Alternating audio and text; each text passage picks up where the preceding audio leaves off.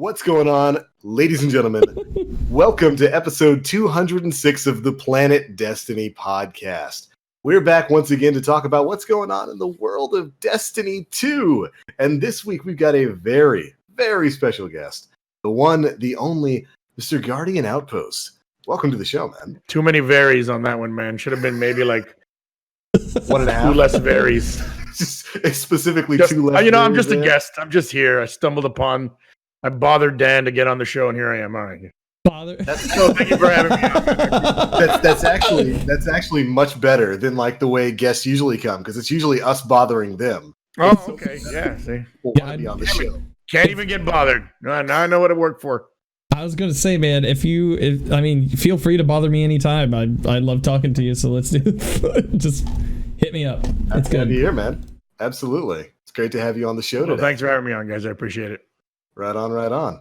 Of course, we've also got your usual roundtable of hosts here. We've got Mr. Dan Finity producing the show for us. Oh, hello. Hi. Hi. Hey, did you get your earphone situation figured out? Nah, it's fine. I'll just keep one in. It's cool.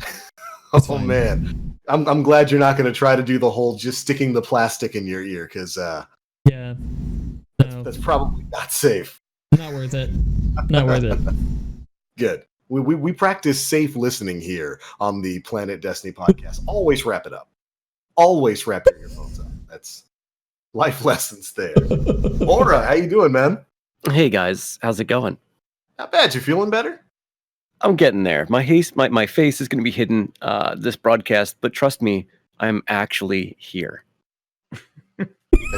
I'm pretty sure that rumors have started about you, about where exactly you've gone and what's been happening. He's just turning into a pit bull. Well, I got sick. What's going on. I ended up getting sick, so I missed a week, and then we went to GuardianCon, and then I went on family vacation, and that brings us to here. So I think I've missed the last 4 straight episodes of the podcast. So 2. It's good to be back. Oh, by the way, I'm not going to be here next week because we're going to a rock concert. We're going to go see I Prevail. So I'm going to be out next week too. Awesome. Theories confirmed. I'll bother Dan this week. Maybe I'll fill in for Aura. Yeah, there we go. We've already got it booked. This is. Oh, sorry guys, I'm busy. I just got this text. We're gonna have to find another one. Fine, we'll figure it out. That's show business, everybody. And of course, my name is the Black Link. We're back to talk about normal nonsense and whatnot. But first things first, like I said before, we've got GuardianOutpost as our special guest of the night. So whenever we have a guest here, we'd love to give them an opportunity to introduce themselves for people in the audience who may not know who they are. And just tell us who you are, what it is you do, man. Well, my name is David. I run a little channel called GuardianOutpost. I've been streaming since August of 2015. Jeez, wow, it's almost 4 years now. Exclusively Destiny for a long time. Mostly, I would say about 88% Destiny. I have played other games. I don't want to even remember them right now. I started a small hashtag called Support Smaller Streams. Please don't hurt me too much for it. I'm sorry. I promise I made it in good faith when I first started it. And really, that's kind of how I got my name out there. That's kind of how my people started finding me was because of the hashtag Support Smaller Streams, and that's kind of been my thing since then. I haven't really stopped. I still do streamer spotlights. One Aura used to help me with that back in the day, back when he was evil. He used to help me with that. And, he got that. He made a face turn and no longer. But no, yeah. I run a stream. Where it's kind of like a radio show style stream. I used to work in radio. A lot of people claim that I have a radio voice. I don't hear it, but that's what I do. I talk a lot on my channel. I interact a lot in my channel. I run PvE, PvP. I don't really, I help people here and there where I can, but what mostly I do is support where I can. I've been playing this game going on 5 years. In fact, 3 days. In 3 days will mark 5 years that I've been playing Destiny. I got the game, the beta, back in July 24th, 2014, and that's when I started playing Destiny, and I haven't put it down really since. Like I said, 88% of the time I've been playing that game since 2014. So I love Destiny. I love this community. And yeah, man. I don't know if my camera froze. I'm just because I don't move much. Maybe I should start doing, hey, so yeah, what do I think about scout rifles? Those are the movements I make whenever I'm reviewing weapons. So that's absolutely true. Plus, my mustache is like right over my upper lip, and my beard is real thick, so you can't really I could literally go like this and keep talking. You guys have no idea. See, it looks like a camera is frozen. Just a static image. Having worked in radio, can confirm. We just sit in a chair. Listen, working in radio, I don't have to move that much. I literally stand behind the mic, and be like, "Hey guys, you watched that ball game last night? I'm so angry." Yeah, and so that's super interesting. We've spoken to so many people on the show, and you would really be surprised the number of people who came from like a media background and moved into streaming and whatnot. Because it really is, having worked in radio myself, it really is the same thing. Like, it blows me away how similar it is. So I'm sure you have plenty of experience with that. Sitting behind a microphone for a radio show, you're literally just sitting there keeping people entertained and going on a topic for a couple of hours. And Twitch streaming is really the exact same thing, except more fun because you're doing something that you actually enjoy. At least I hope, depending on what. Well, I mean, I enjoyed radio too, but yeah, I get what you mean. When I watched, I did radio for 10 years back in the day, and I found out about Twitch. I was playing Destiny back in 2014, and this was like around October of 2014. A friend of mine sent me a link. Hey, check it out. This guy's playing Destiny, and I'm like, oh, well, like YouTube? No. He's playing Destiny. He's playing it live, and he sent me the link to Twitch, and immediately it was Professor Broman, and immediately I got it. I'm like, what? How do I do this? We're going to do this. It really does kind of satisfy the itch. I literally, no lie, I applied for partnership because I had no idea. I went to Twitch's website and I'm like, I thought you had to apply. Like, this was a job. So I applied for partnership. I copy and pasted my resume into that little box, into that little box that says, why should you be a partner? So copy and paste it around. I'm like, here's my resume. I did. Where do I put my demo? Where do I put my demo thing? Right. Where do I put my reel? Yeah, where do I put my reel? Right? So I did all those things, and I did all those things. I applied for the actual partnership, and got denied. Obviously, I'm like, well, man, these guys. Wow. So a lot of people. No, so then I figured it out. I'm like, okay, you could just kind of just do it, because a lot of people were asking Broman the same question. Broman gets asked a ton, even back in those days. He got asked a ton about streaming, and he always answered the questions. I'm like, oh, okay, so I could just do it off my Xbox, and I need a microphone. So streaming has definitely scratched that broadcasting itch. At the time I was out of broadcasting, and it had been like 2 or 3 years since I'd done a radio show. So I was like, it's definitely, scratching that broadcasting itch. And you're absolutely right, man. It is like radio, and it's a lot of fun because you get to also play a video game. Yeah. It's incredible to me, the sorts of parallels that there are there, because you're just entertaining people. That's all it is with Twitch. You're playing a game and you're communicating with people, and that's one of the reasons why I loved my time in radio, but I love my time streaming way more because it's a more direct connection with the people that you're who are watching you. It still blows my mind. Yeah, it's quicker feedback. It's quicker feedback. Radio, you could put the phone number out there. Hey, call the station. Hey, here's the text line. And the phones will ring, but then you don't really get that instant interaction like you do on Twitch. I mean, I say instant, but it's still like 30 seconds till somebody sometimes reply to what you're saying. But it took me a minute to understand what Twitch was about when it came to like partnership and all that stuff. But when it came to the broadcasting part, I was like all about it. It was something that like instantly I got it. It didn't take me. Some people to this day, I'm like, I don't get it. Play video games on the internet and people watch you. I'm like, yeah, why would they do that? I'm like, did you ever watch your older brother play a video game? Why do you ever set that?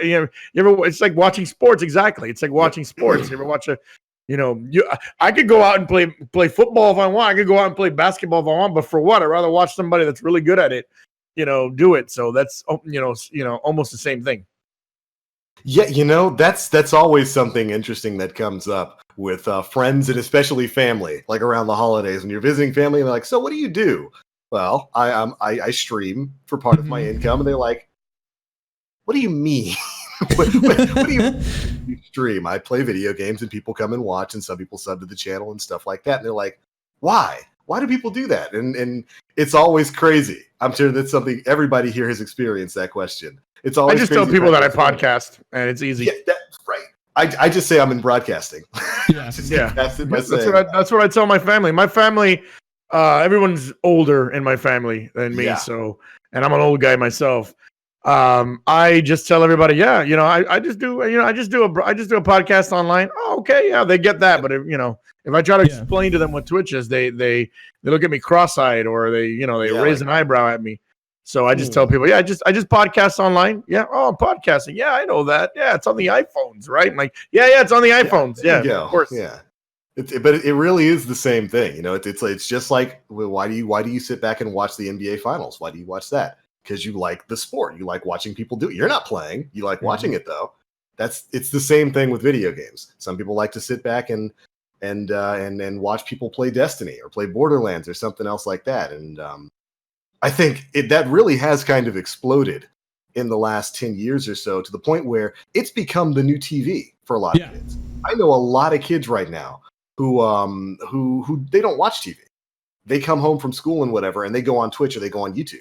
They watch a PewDiePie video, or they head to Twitch and they watch King Gathalion play something. It's it really is an emergent media that can only get niche bigger broadcasting. Niche broadcasting is going to take over. I remember when I was in radio and podcasting first came around, I said this is going to be the future. Like, podcasting is going to be the future. A lot of people still listen to radio. A lot of people still watch broadcast television. It's not going away in the next 5 years.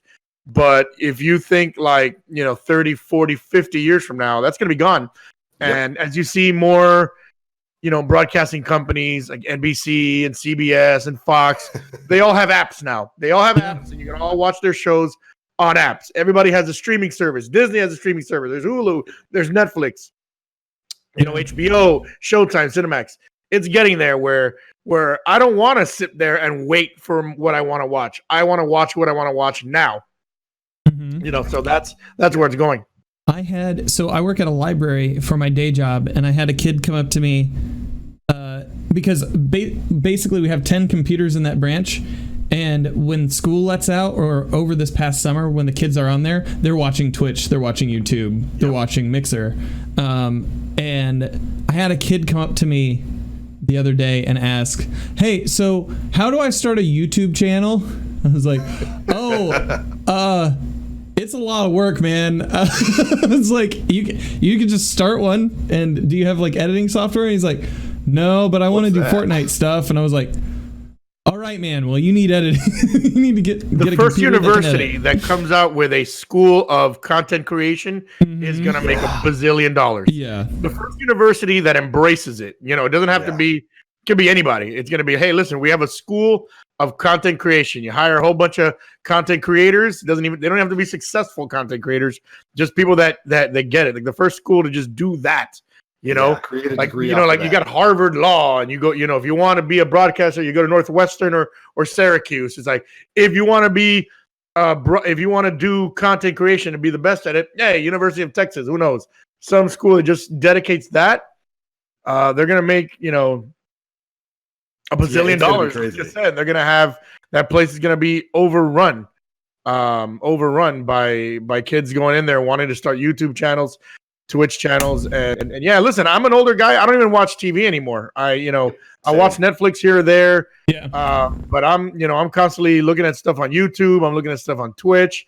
My daughter doesn't watch TV. She just watches, stuff on her iPad, Netflix. I think the only one that really watches TV around here is my wife still. I don't watch any more TV. And if a guy like me is not watching any more TV, I know people younger than me aren't watching TV either. Yeah, absolutely. Like I said, it's that new emergent form of media that is really set to take over the same way TV did from radio decades ago. And I think it's a good thing. I think that's some job security for more than a few people here, but it's good.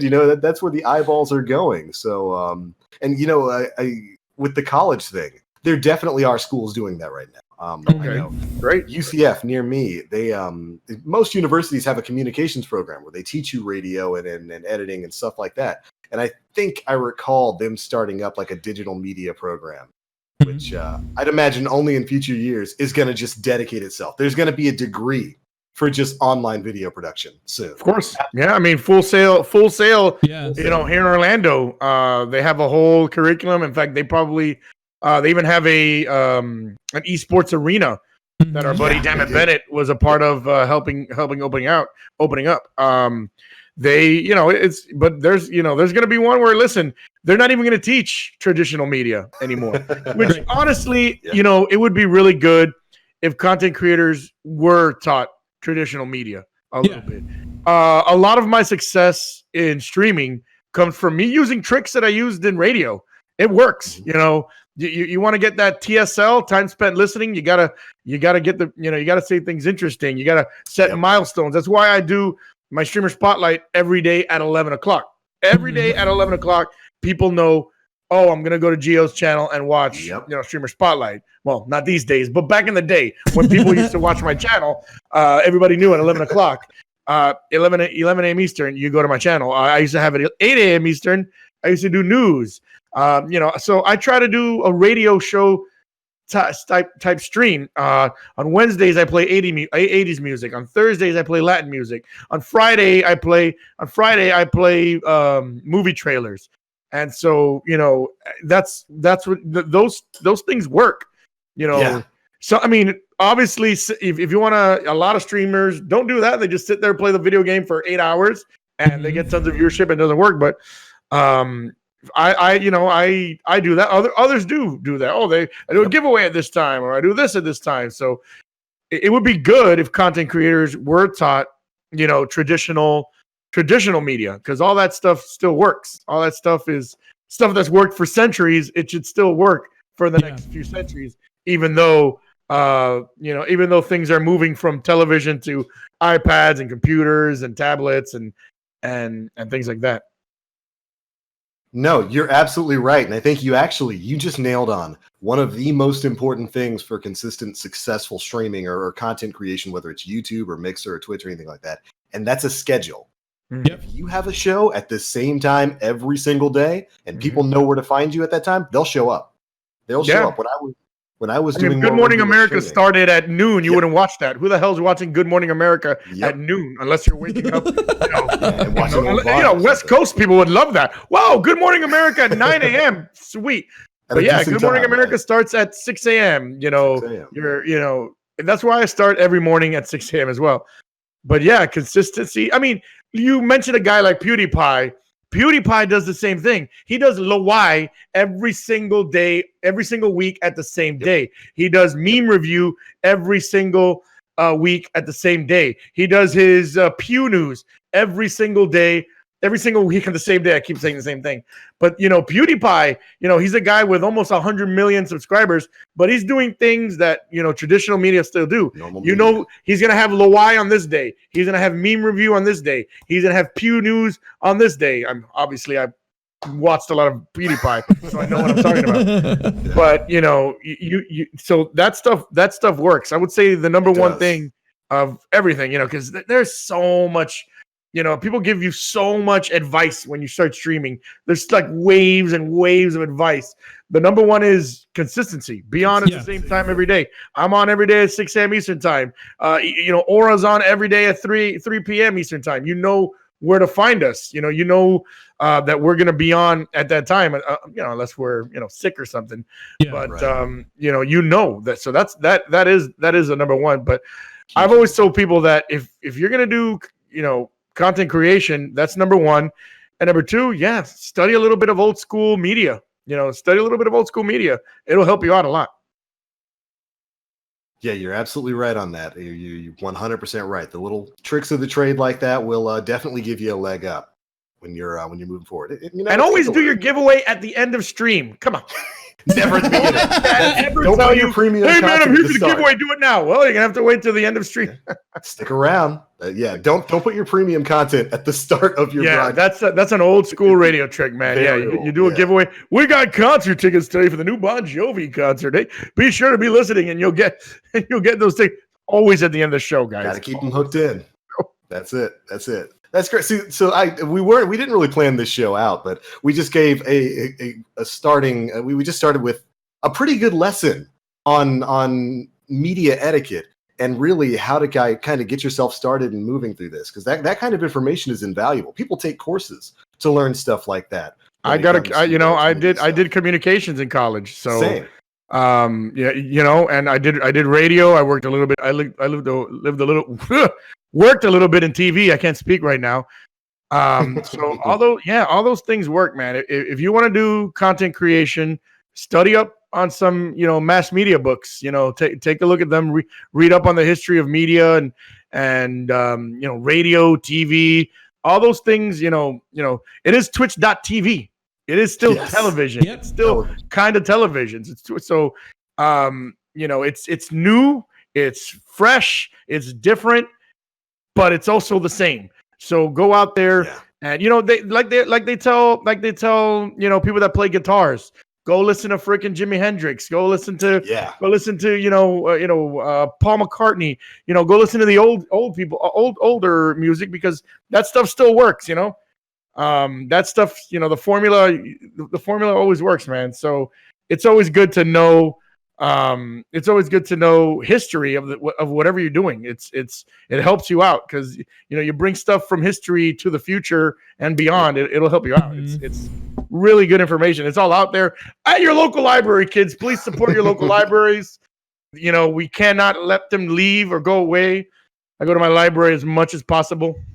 People are not leaving the library anytime soon. I get one guy who comes in once a month to get last year's lottery numbers. So really? That's useful. That dude is trying to game the system. He's trying to work it. Yeah. I mean, I ain't mad at him. Do you? No, I'm not either. He's counting balls. Guy.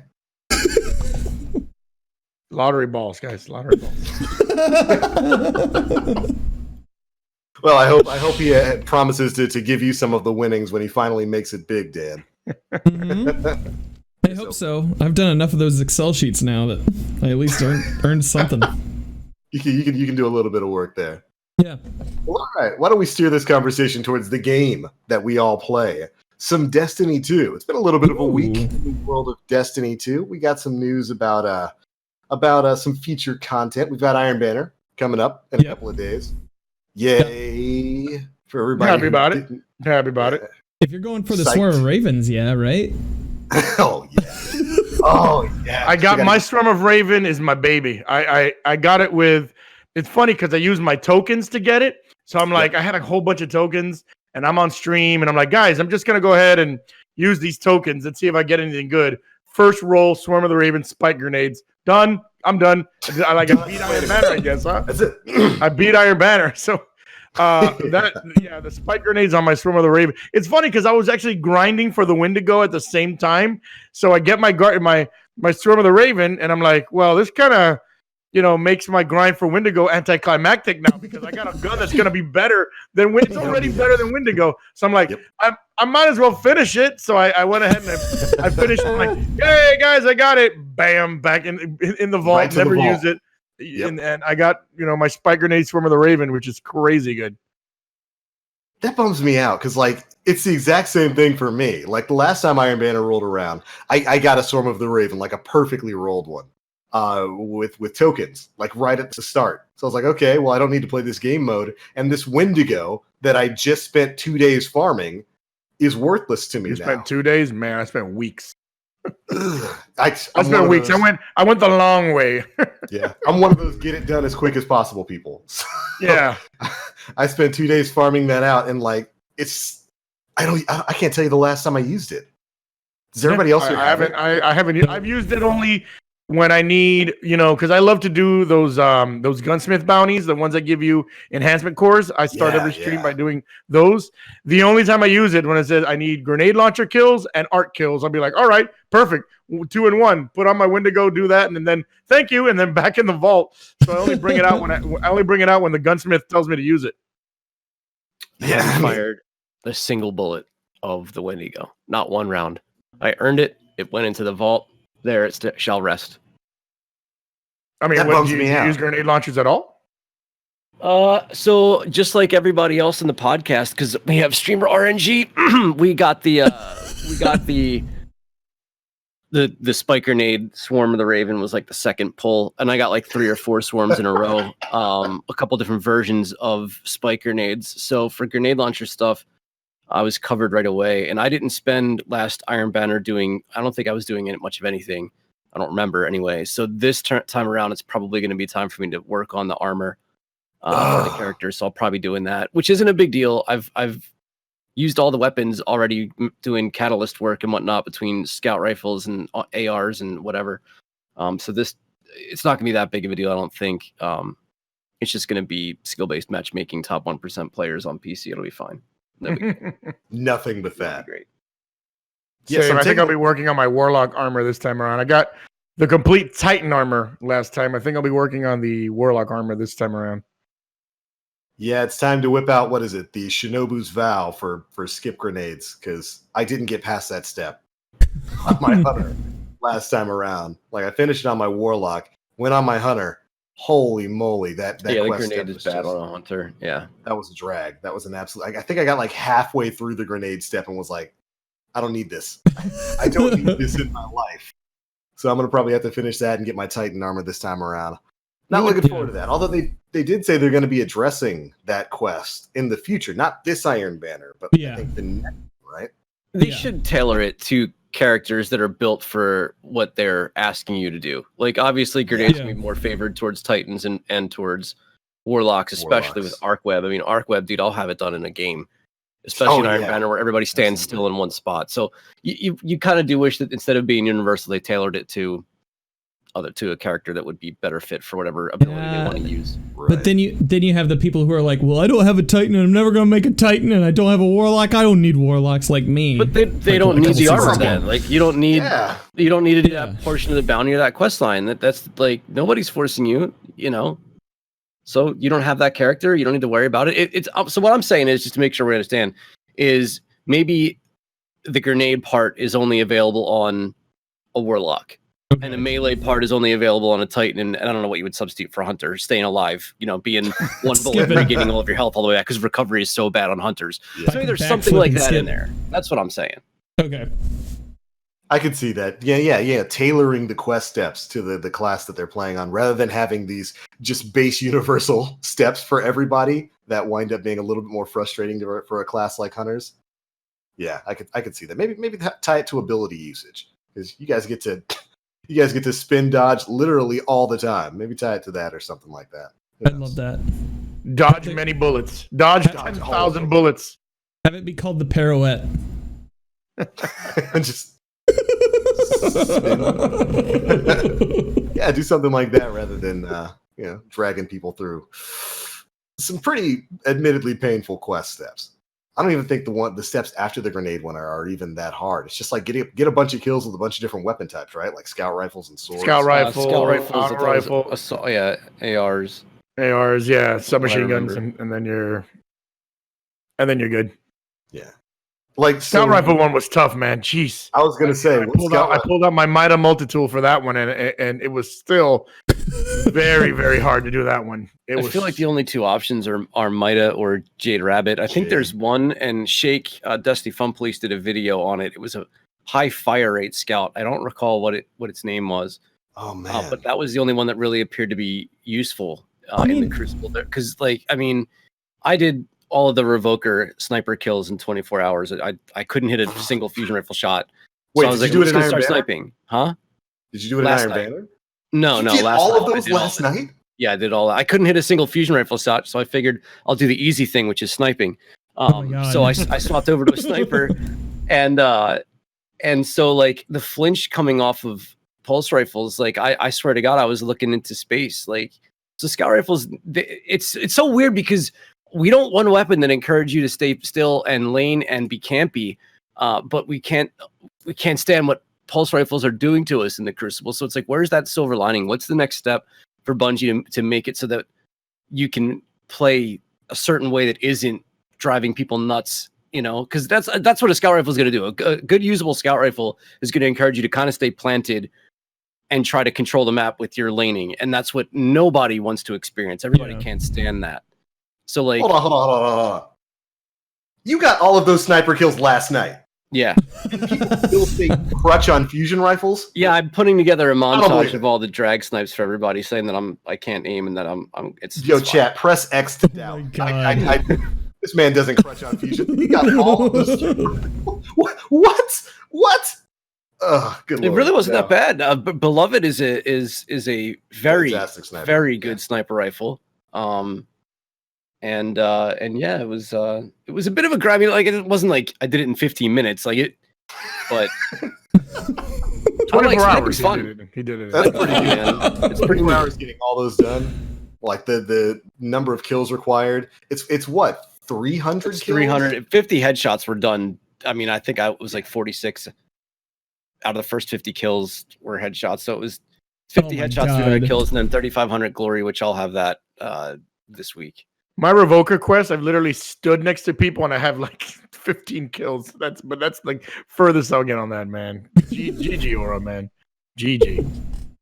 Yeah, that's awesome. So have you had a chance to play around with Revoker? No, I don't have it yet. So I did I used the Beloved to get the kills out of the way. Then I have to do the glory steps, which I'll probably do this week. And maybe I'll even bring the Luna's Hell out and try and get Not Forgotten because they're so usable now.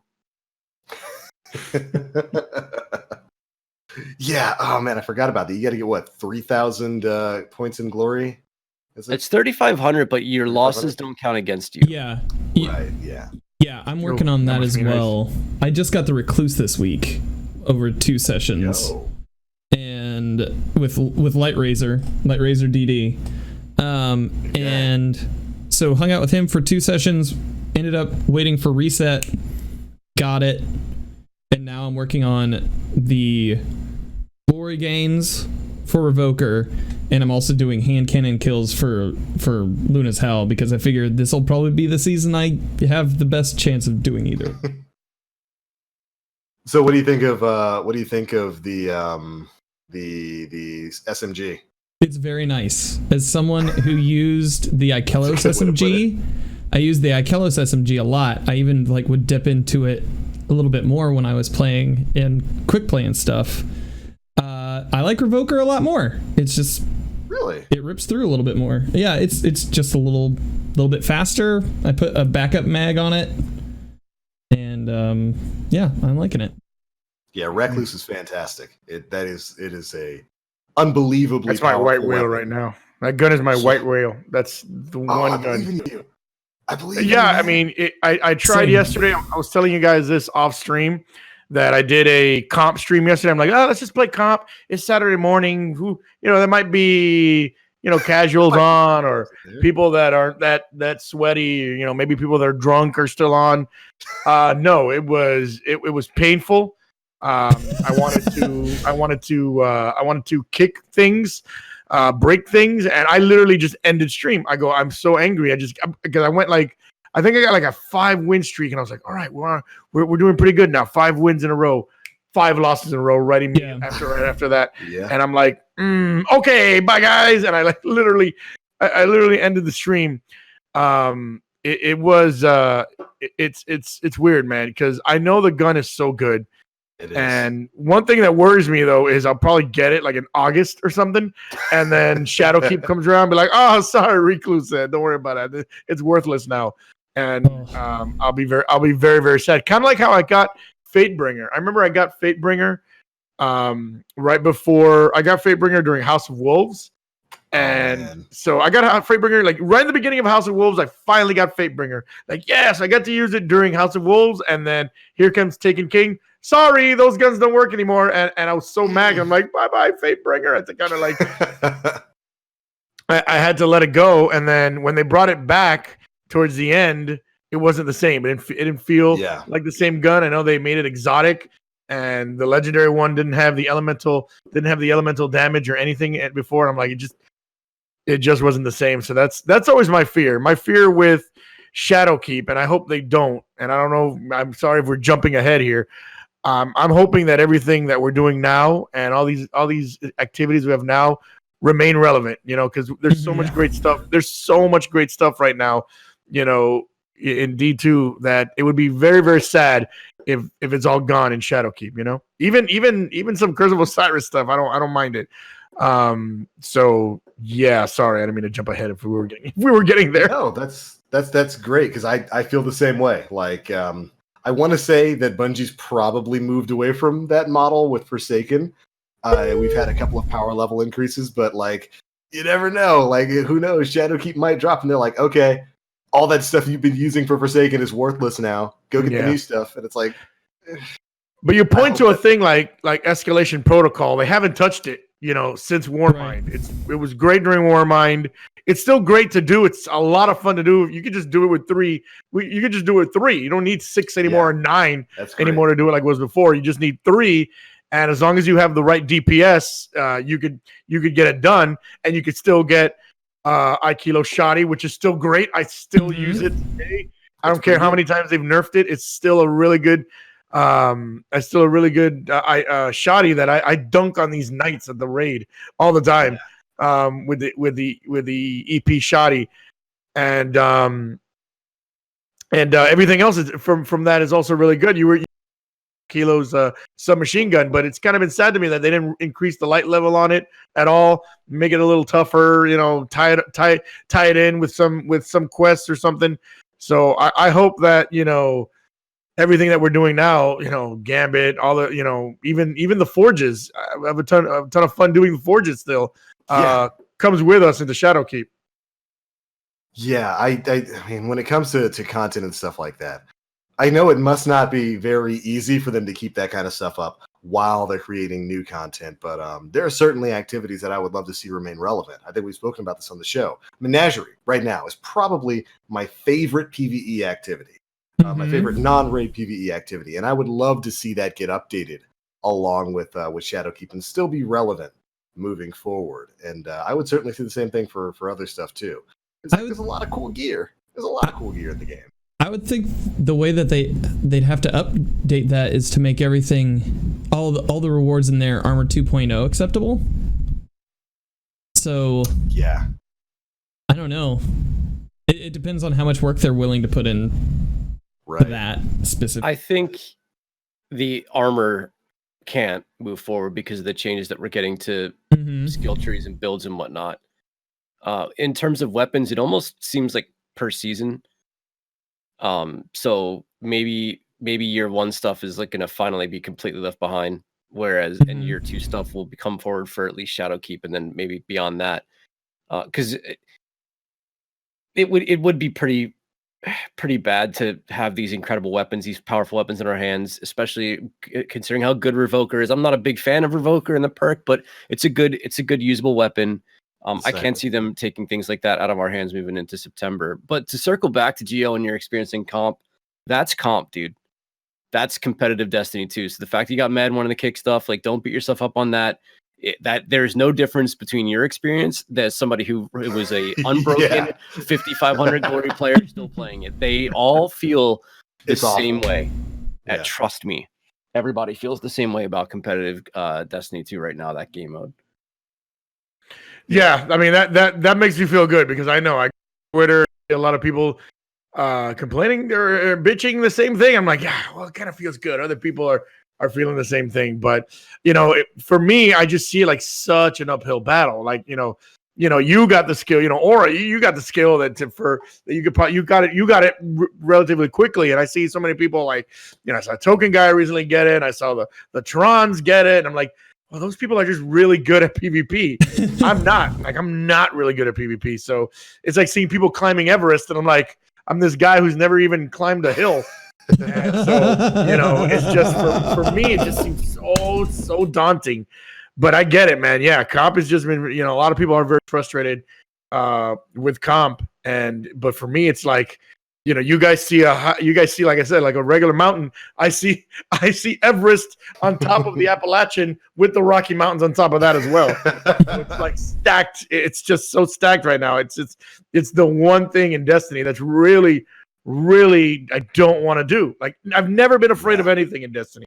I've never been afraid. There's been things I've avoided because I just don't want to be bothered with that. But there, this is the one thing I'm like, oh my God, I'm so scared of doing this. So. But we'll get there. One day it'll just happen. Yeah. It's definitely a frustrating experience across the board. I think a lot of people here have experienced that and gone through it. I mean, for me, I went through my grind in comp last season to get all the Crucible pinnacle weapons from previous seasons, and it's a headache. It is an absolute headache. It's something that sometimes you'll dread going in there. It's why I think the best way to do it, if you're somebody who really hates it, is to go in, get 3 wins a week, stop playing. Yep.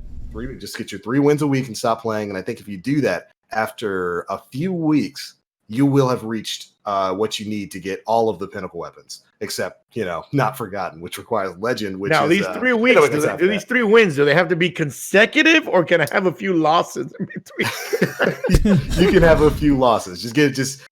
So if I go like 3 and 11, I'll be fine. Well, try to get one of those wins after the For 11 Revoker, yes. For Recluse. For Revoker, yeah. Yeah. Losing doesn't matter made for worse Revoker right now because there's so many people out there, Discord servers, broadcasters, communities that are doing sub 2100 recovery help where they're playing on your account to get you the stuff. So when you're under 2100, you're playing against some of the best players that Destiny has to offer. Which leads to a bit of a roadblock. And for a lot of people that I talk to who play comp a lot, they're like, it's actually been easier for us above 2100 because all the good players are below it right now. I've spoken to so many people that are doing recovs right now. So it's that's so many part people. of the problem. Lord of Wolves is awful. It's awful. I don't know how else to describe it. It is terrible, and that doesn't help. And One-Eyed Mask is awful, and Middle Tree Night Stalker. So the game itself isn't doing any favors for players either. So like that's also part of the frustrations. I'm not sure that the meta's been in as annoying or as tired a state as it is right now either. I think people are just kind of sick of what we're seeing continuously over and over and over again, which is also leading to a sour mood. And there's something to be said about knowing where your enemy is at all times outside of a radar, but having wall hacks on top of that. Like, it's really hard to counter that. That's a little much. Counter that. So that all leads to the frustration of where comp is right now as a game too. Mm-hmm. Yeah, it's definitely a game. I have nothing else to say. Amen. Yeah, it definitely needs work done to it. And that's not even counting like some of the ridiculous problems going on right now, like invisible people. You're losing your character model, and that's only comp though, right? Because I've been playing quick play for like 2 weeks straight, and I haven't seen any of it. It happened on quick play to me, but it doesn't happen a lot. Anybody invis? I've not seen anybody without a weapon or not spawning in. Like, I haven't had that issue at all. So I've had the thing where I don't spawn, and my camera's just following one of my teammates, and I can't get in. I've had that happen. Spectating, You know what? Yeah, I'm spectating. It happened where it was a 5-5 match where my team was 5. It was 5-5, and then I couldn't spawn in. So then my team was down 3. It was 4v3, and I'm like, oh God, I can't even help. Not that it matters. Not that it was helping much, but at least having me there with something. So it was so frustrating. So you know how to fix that, right? No. They've actually commented on this, and I think I talked about it last week.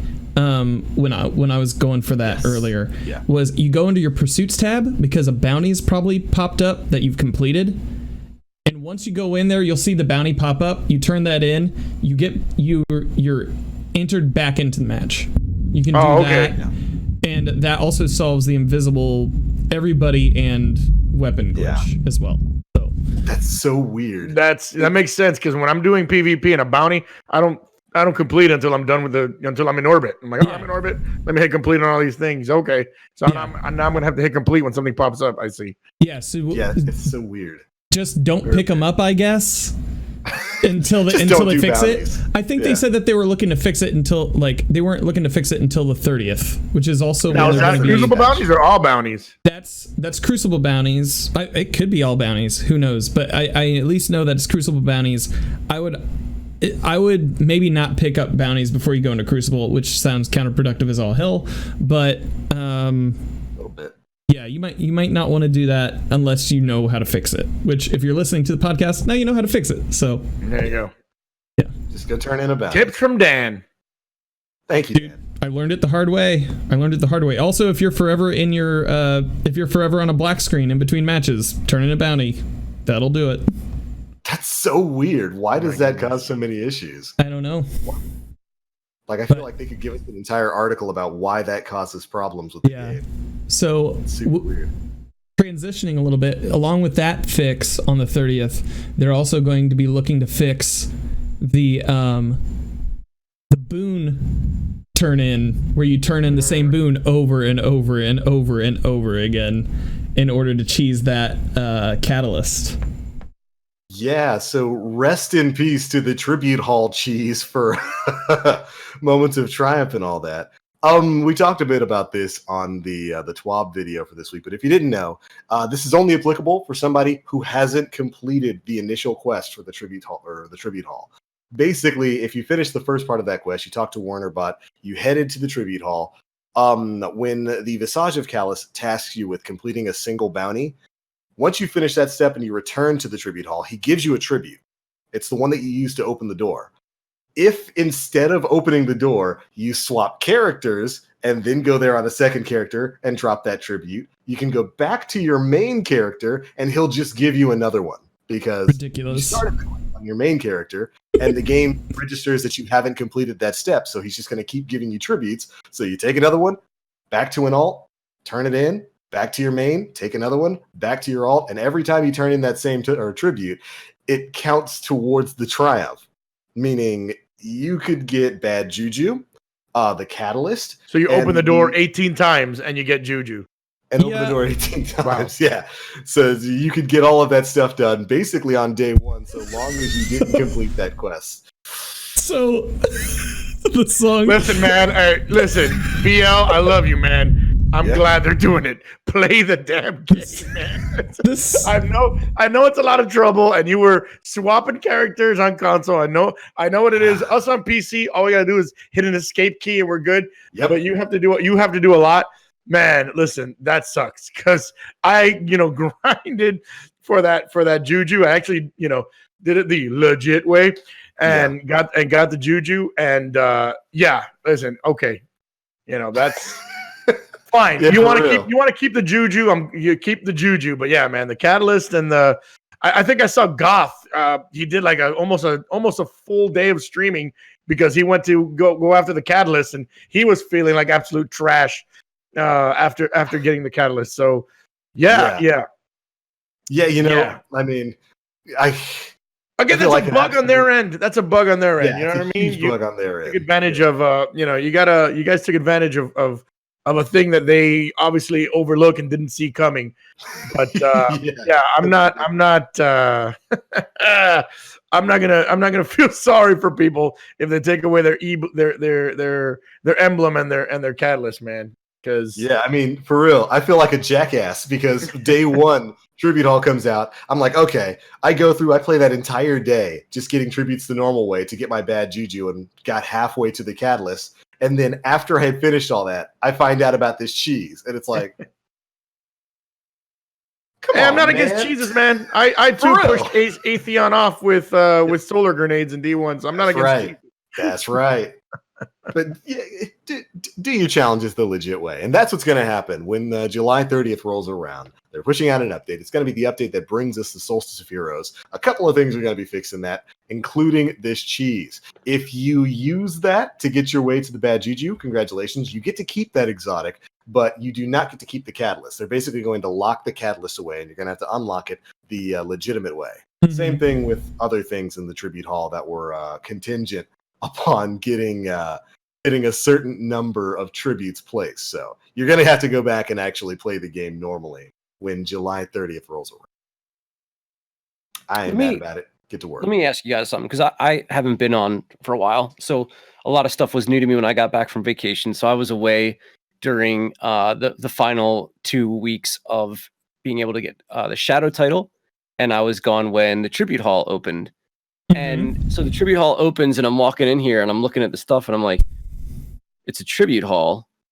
There's evidence that I've done all these things because I'm able to purchase the tributes, but I gotta buy them. Yeah. Excuse me. So all these things that I've already accomplished in the game, which is what these tributes are. Am I understanding that correctly? Yeah. Yes. Yeah. You have to use materials and glimmer. I have to buy something silver to dust. give honor to them at a cost that is astronomical. Listen, I'm opening the Aura Hall of Fame. You're gonna have to buy tickets, Aura. I'm sorry. Gotta dude. buy the tickets, I'm man. sorry. You want to go to your own? You want to go into your own Hall of Fame? You're gonna have to buy tickets, and I'm not giving you a discount. Yeah. I guess I just don't understand it. That's the thing. Like, Yeah. what is the end game of it? It'd be one of my questions. Is the end game getting the bad juju catalyst in the emote? Is that the end game of the? Probably not. Tribute It's Hall? probably to reset your resources before Shadowkeep. That's it. Yeah, 100%. It Yeah, is they want you to 100%. use Reset my resources resources farming before those Shadowkeep, but Baron Bow is not Not there. one of them. Like, why? Why do we have nothing to use that for? Dude, I have thousands of Baron Bow. I might have So 10,000 Baron Bow. there's so many issues with this. I'm gonna pull up I'm Dim gonna right now. rant for a minute. Go ahead. I'm pulling up Dim. So first of all, going all the way back to Destiny 2 Year 1, farming planetary materials, actually, they locked you out of it after you picked up like 5. You weren't allowed to grab any more. I think you still got the Glimmer, but you weren't allowed to add any more planetary materials to your inventory because you were farming them too quickly. One at a time, I might add. So the only real efficient way to acquire these planetary materials is to go and invest in the spider, because I don't know if you guys have tried farming them on the planet, but they're not as abundant as they were in Destiny 1. No. And you're not acquiring them as quickly, and the costs of using them are higher. So we're going to block you from getting them in the first place. We're going to make it more difficult for you to obtain them. It's going to cost you no matter what. Then we're going to put crazy high values associated with knocking those numbers back, and I just don't get why. Not only that, but the Baron Bow and the one for the Tangled Shore, which are probably the most prevalent in all of our inventories, which have the least amount of usage, are not included in this. I'll tell you what's going to 4,000, by the happen. way. Yeah, So help me understand, the because outside looking in, I don't like this. I don't like it. Yeah. I'll tell you what. So next season, when we go to the moon, you're going to use Berry and Bow to sage the room. Just you light it on fire, you just roam around the room, and you nice. purify it. With It's the all good Destiny vibes. priest or whatever is going to come in and cleanse the house. For Moon's Haunted, right? I saw this on like Unsolved Mysteries, ghost stories of Christmas past or whatever. Yeah. Yeah. I mean, Moon's haunted. Moon's haunted. You got to I sage thought the you were house. really going somewhere with that, Dan. You got me, man. I'm like, all right, yeah, didn't know something. He baited me so hard with that. I was like, oh man, lay it on me, because I don't get it.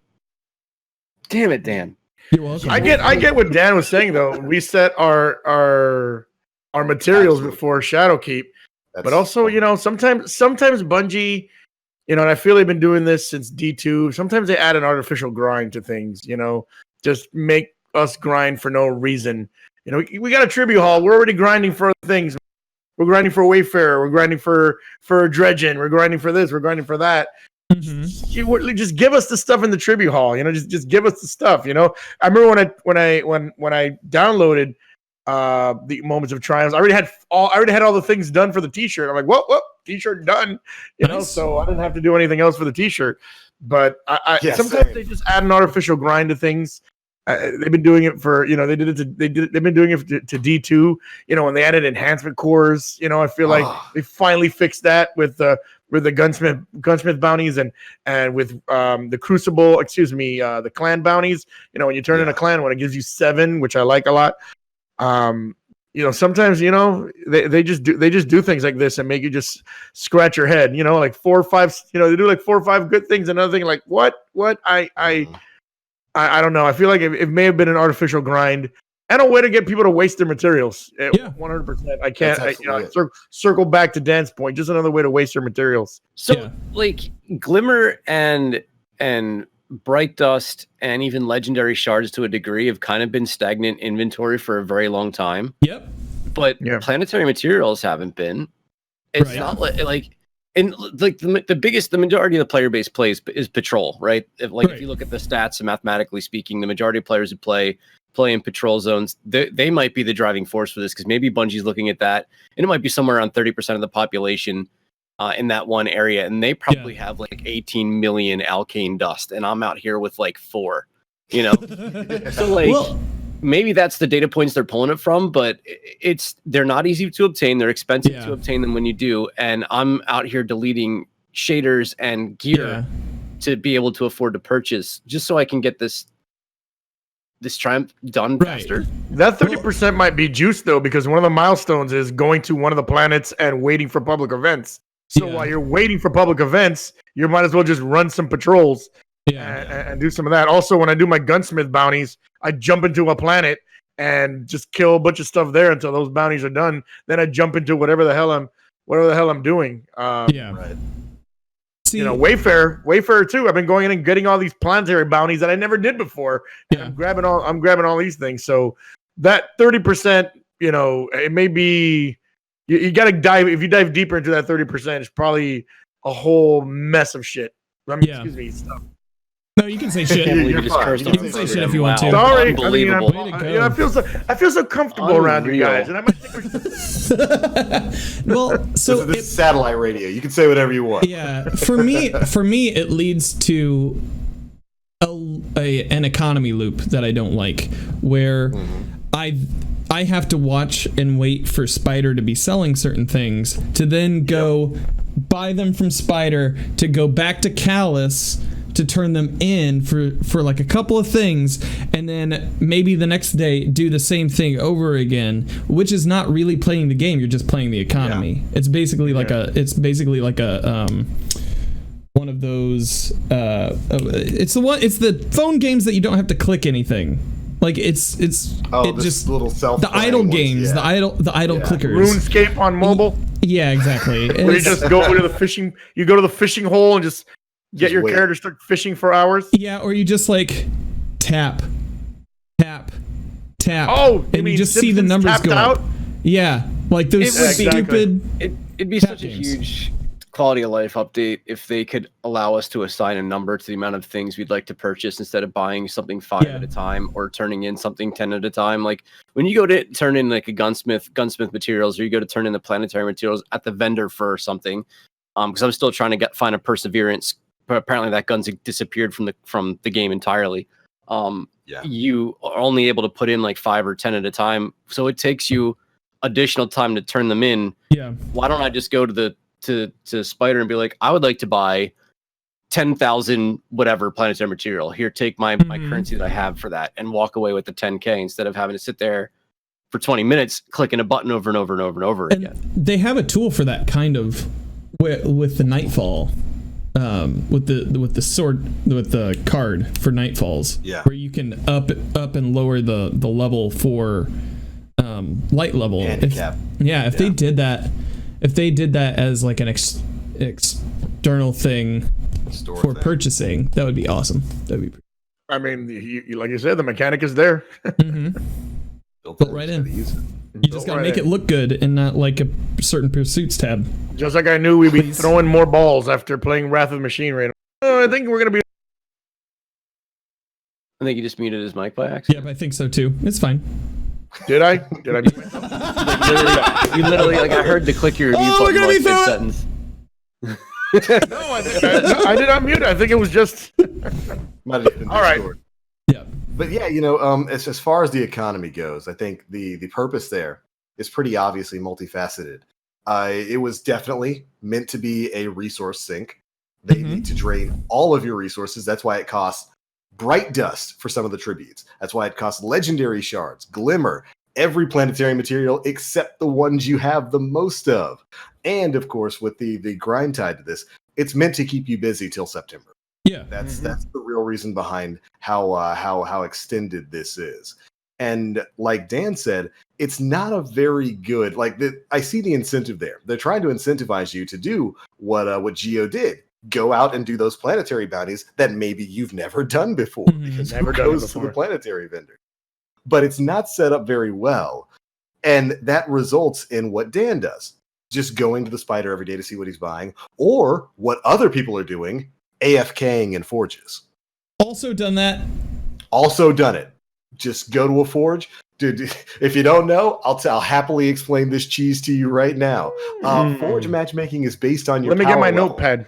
Yep. Yeah, absolutely. The forge matchmaking is based on your power level. So if you put on like white gear or like Eververse gear that only has 10 light, it drops your power level beneath what the minimum threshold for the forge is. So the game will only match you with people who are underneath a certain threshold.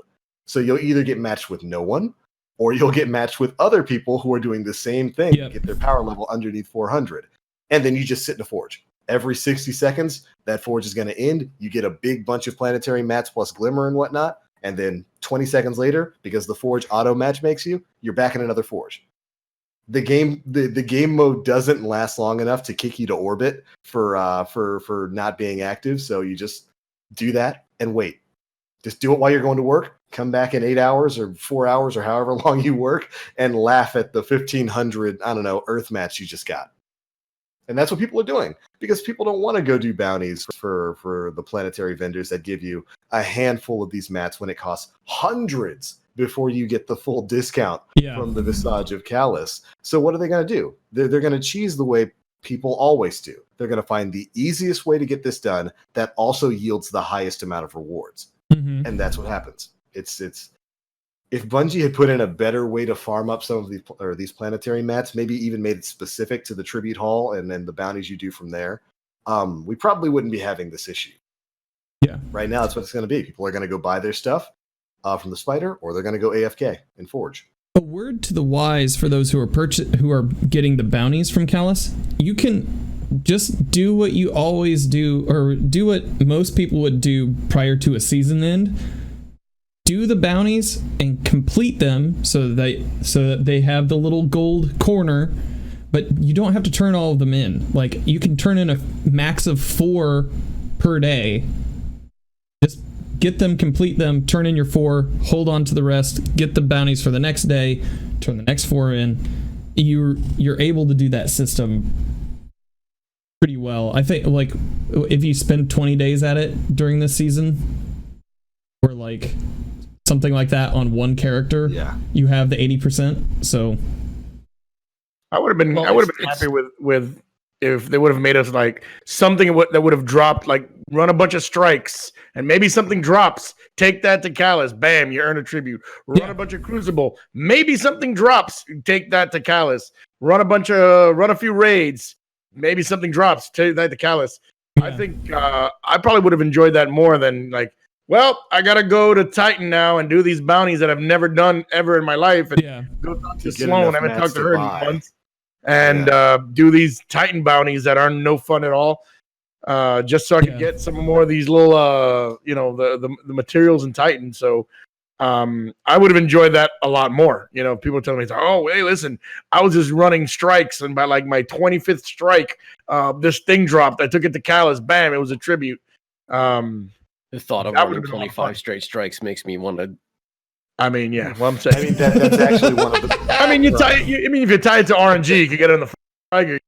Yeah. Right, but that would have been more enjoyable than, I'm floating around Mercury, getting all these simulation seeds. Yeah. I need to turn them into Callus so I can get another tribute.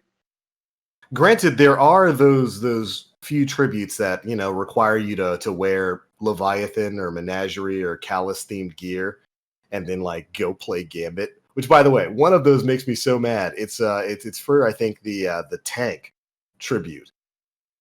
You have to play like a bunch of Gambit in order to unlock it. And it's like, why not just have people do story mission? What? The tank is from a story mission. Why not just have people go play probably one of the more ignored playlists in this game, the daily heroic story missions. Why not do that? There's entirely I don't too ignore much it. Gambit. I'm the 1% that still plays that. There you go. Thank you. You're the blip on their statistics radar. Like, who's this 0.1% that's playing freaking daily heroics? It's me. You got to keep the dream alive. There's entirely too much Gambit tied to Tribute Hall. I hate it. There's a lot of it. And it's the wearing the gear, and there's one for wearing the gear and playing, and there's one for wearing the gear and eliminating Guardians.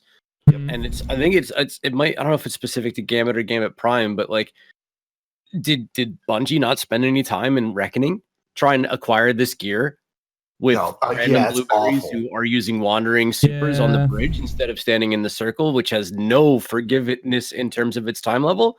So like, we just spent an entire season brutally grinding one of the most unemotional environments that the game has had to offer to earn this gear, to use it in this specific way, for them to put a triumph behind it, for us to take it all off again. Yeah. And it's like, what if it just said, hey, wear a full set of Gambit Prime gear? And like, that was bad. If you don't know what Aura's talking about, it's the one that requires you to wear a full set of Notorious gear and play or win a game of Gambit Prime. That's awful. That's an absolutely awful requirement because of what's required. At minimum, a 3-week investment to get the full Notorious gear. Yeah. Because you have to level up your synthesizer and you have to complete the head bounties 3 times. 3 times you have to complete that over a 3-week period. It's awful. Reckoning is the worst. Not to mention you have to do tier 3 Reckoning. It's rather stub my toe. bad. I did that a lot this week. A lot of people have. I like not only Reckoning for gear sets and for because the drop rate, for some reason, the drop rate for spare rations in Reckoning is like 0.00001%. It's bad. And people will refuse to not do it. People refuse to go play Gambit because it has a better drop rate in Gambit Prime.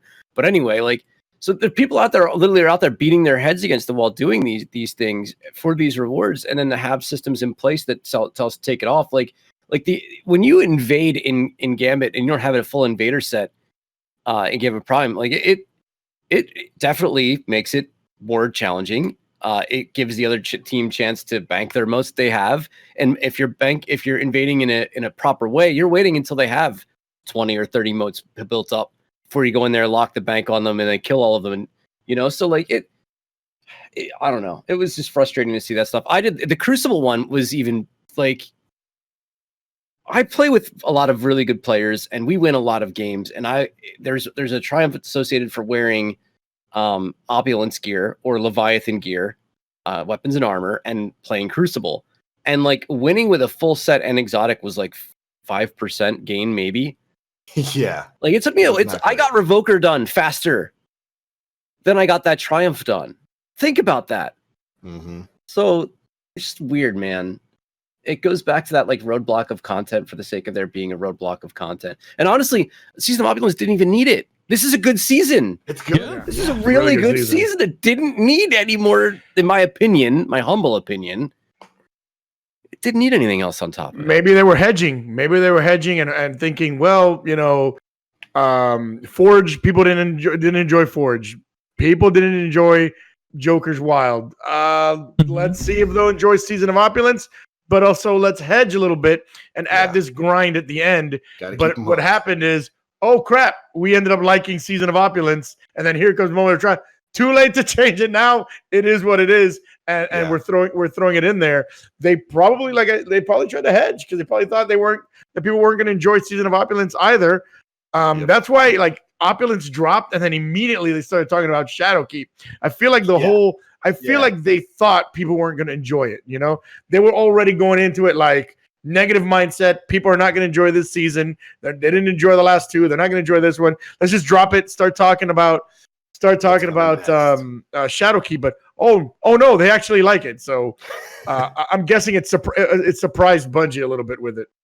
And even if I just to add on to that, because I 100% agree, I think that might have been their mindset. And even if they had the mindset of, well, maybe people will like it, I think they definitely thought people are going to blow through it really quickly. Because we are known to do that. And to be fair, we did kind of blow through Menagerie and the raid pretty quickly. And I think you're right. They were hedging their bets with extending this content out to the release of Shadowkeep by putting in the massive grind that's tied with the Tribute Hall. I don't think they expected Shadowkeep. this many people to come back to the game for Season of Opulence. Lot. I think they were 100%. They're 100%. Their thought process before Opulence was everyone's going to come back for Shadowkeep. Opulence will just drop this. Maybe some people come back. Maybe some people like it. Mostly people will hate it. And let's just concentrate on Shadowkeep. But it's been the opposite. It's brought a lot of people back, including me. It's brought me back. A lot of people. My friends list is now completely packed again, like it was before. And I'm guessing it's been a pleasant surprise for Bungie that Season of Opulence has worked out for them. They'll never admit it. Obviously, they'll be like, "Oh, of course, yeah, Season of Opulence, yeah, of course, we're Bungie." But behind closed doors, are like, "Dudes, this was good. Dudes, we did good." So let me say this, because the comment of blowing through the content, I don't know that I agree. So when Menagerie first dropped, we were able to open 5 chests, maybe even more, depending on how you built your character. But that didn't mean that you got the role. Still didn't mean that you got the role that you were going after. So I got a beloved that is amazing, and I got usable Austringers. But there are people out there who don't have a good version of the shotgun, don't have good versions of any of it, honestly, that they didn't get. So we may have completed it where we did it week 1, week 2, week 3. We did it on heroic. We got our challenges, were shadows, what have you. But there's replayability factor in Menagerie to a scale that we haven't seen since Escalation Protocol. And Escalation Protocol had fixed roles.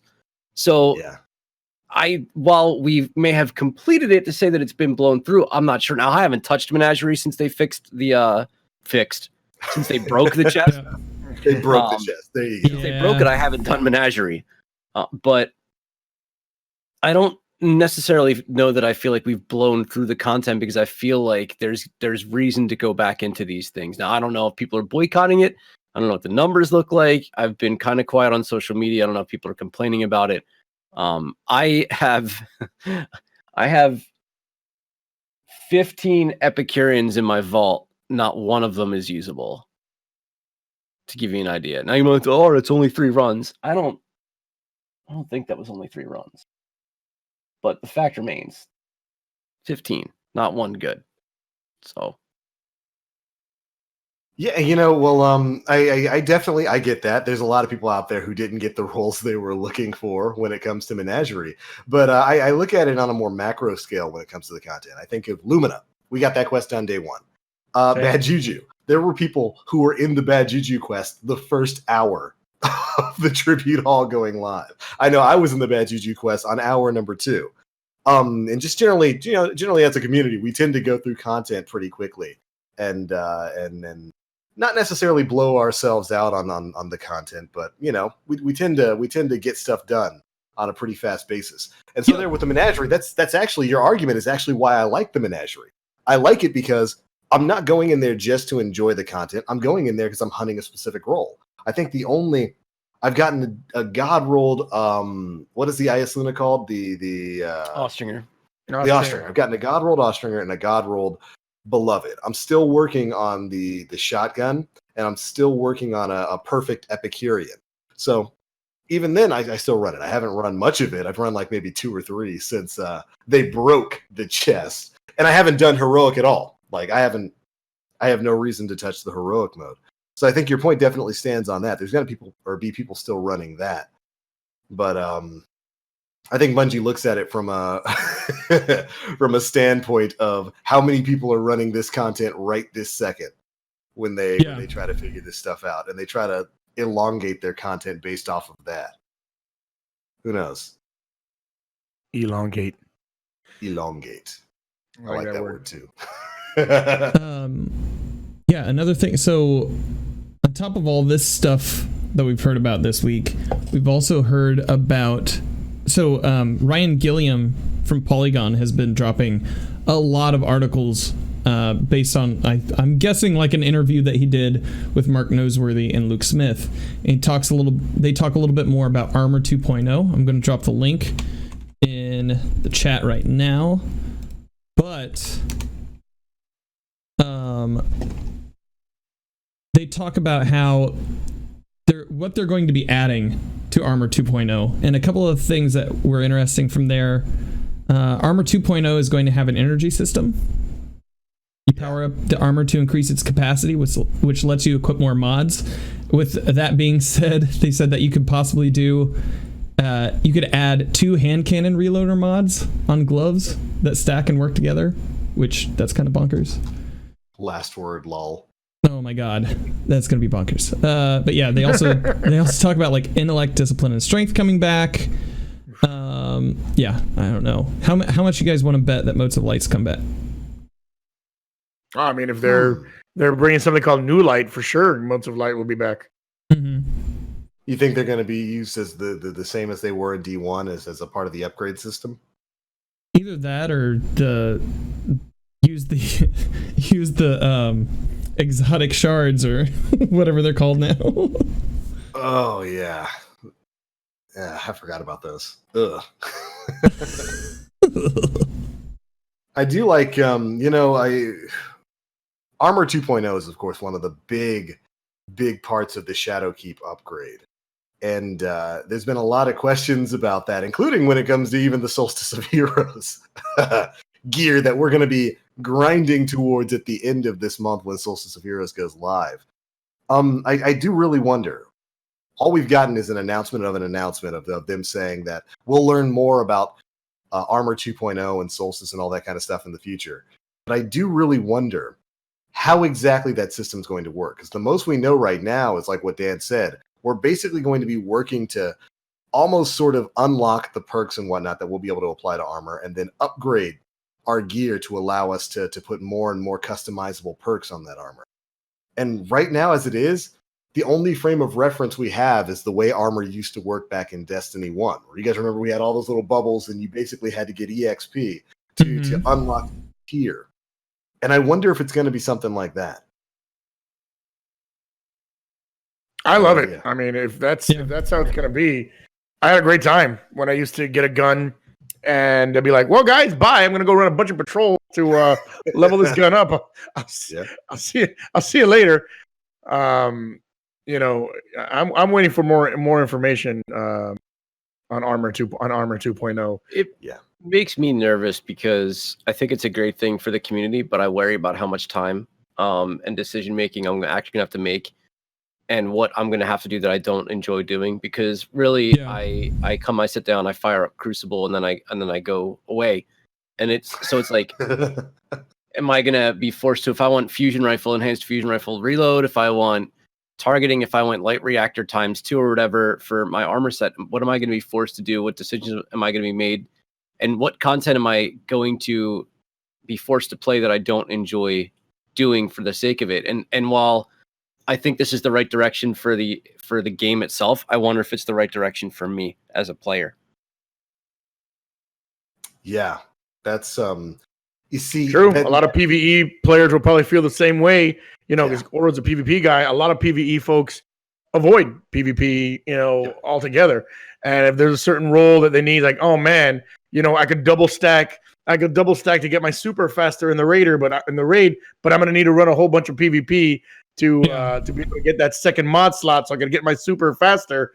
They're going to be dreading it, playing a bunch of PvP, or just might say, forget it, go for something else. So that's a legit point.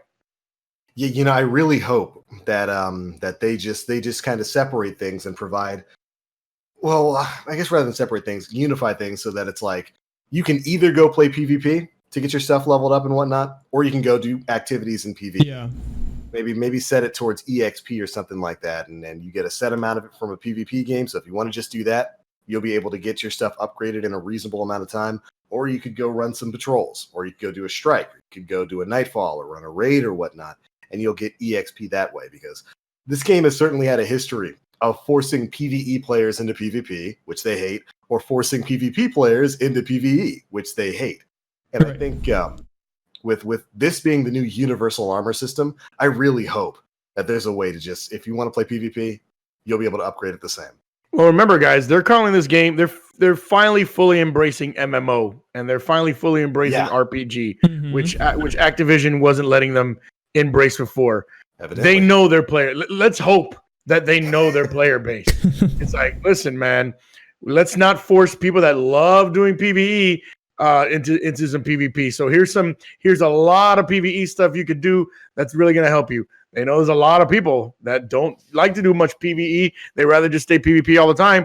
They're going to give them stuff like that. So I coming off of that, that stream they did a a month ago, they might be understanding, like, listen, we're embracing, the RPG part, the MMO part of it, and they might not force people anymore into doing things, that they don't want to do anymore. It's a new day, yes, it is. in Destiny, and we'll see. It's funny to say, but we'll see. I know this is a show where we're supposed to speculate and be, gas bags and let people know this is what's going to happen. And then when it doesn't happen, well, this is why they were wrong.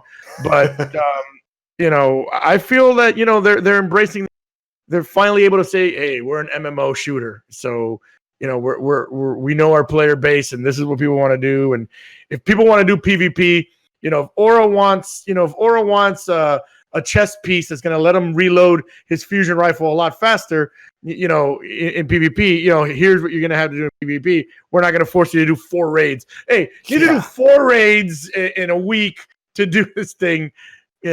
I feel that's where it's going. They're probably going to separate us a little more and not force us into the PvP.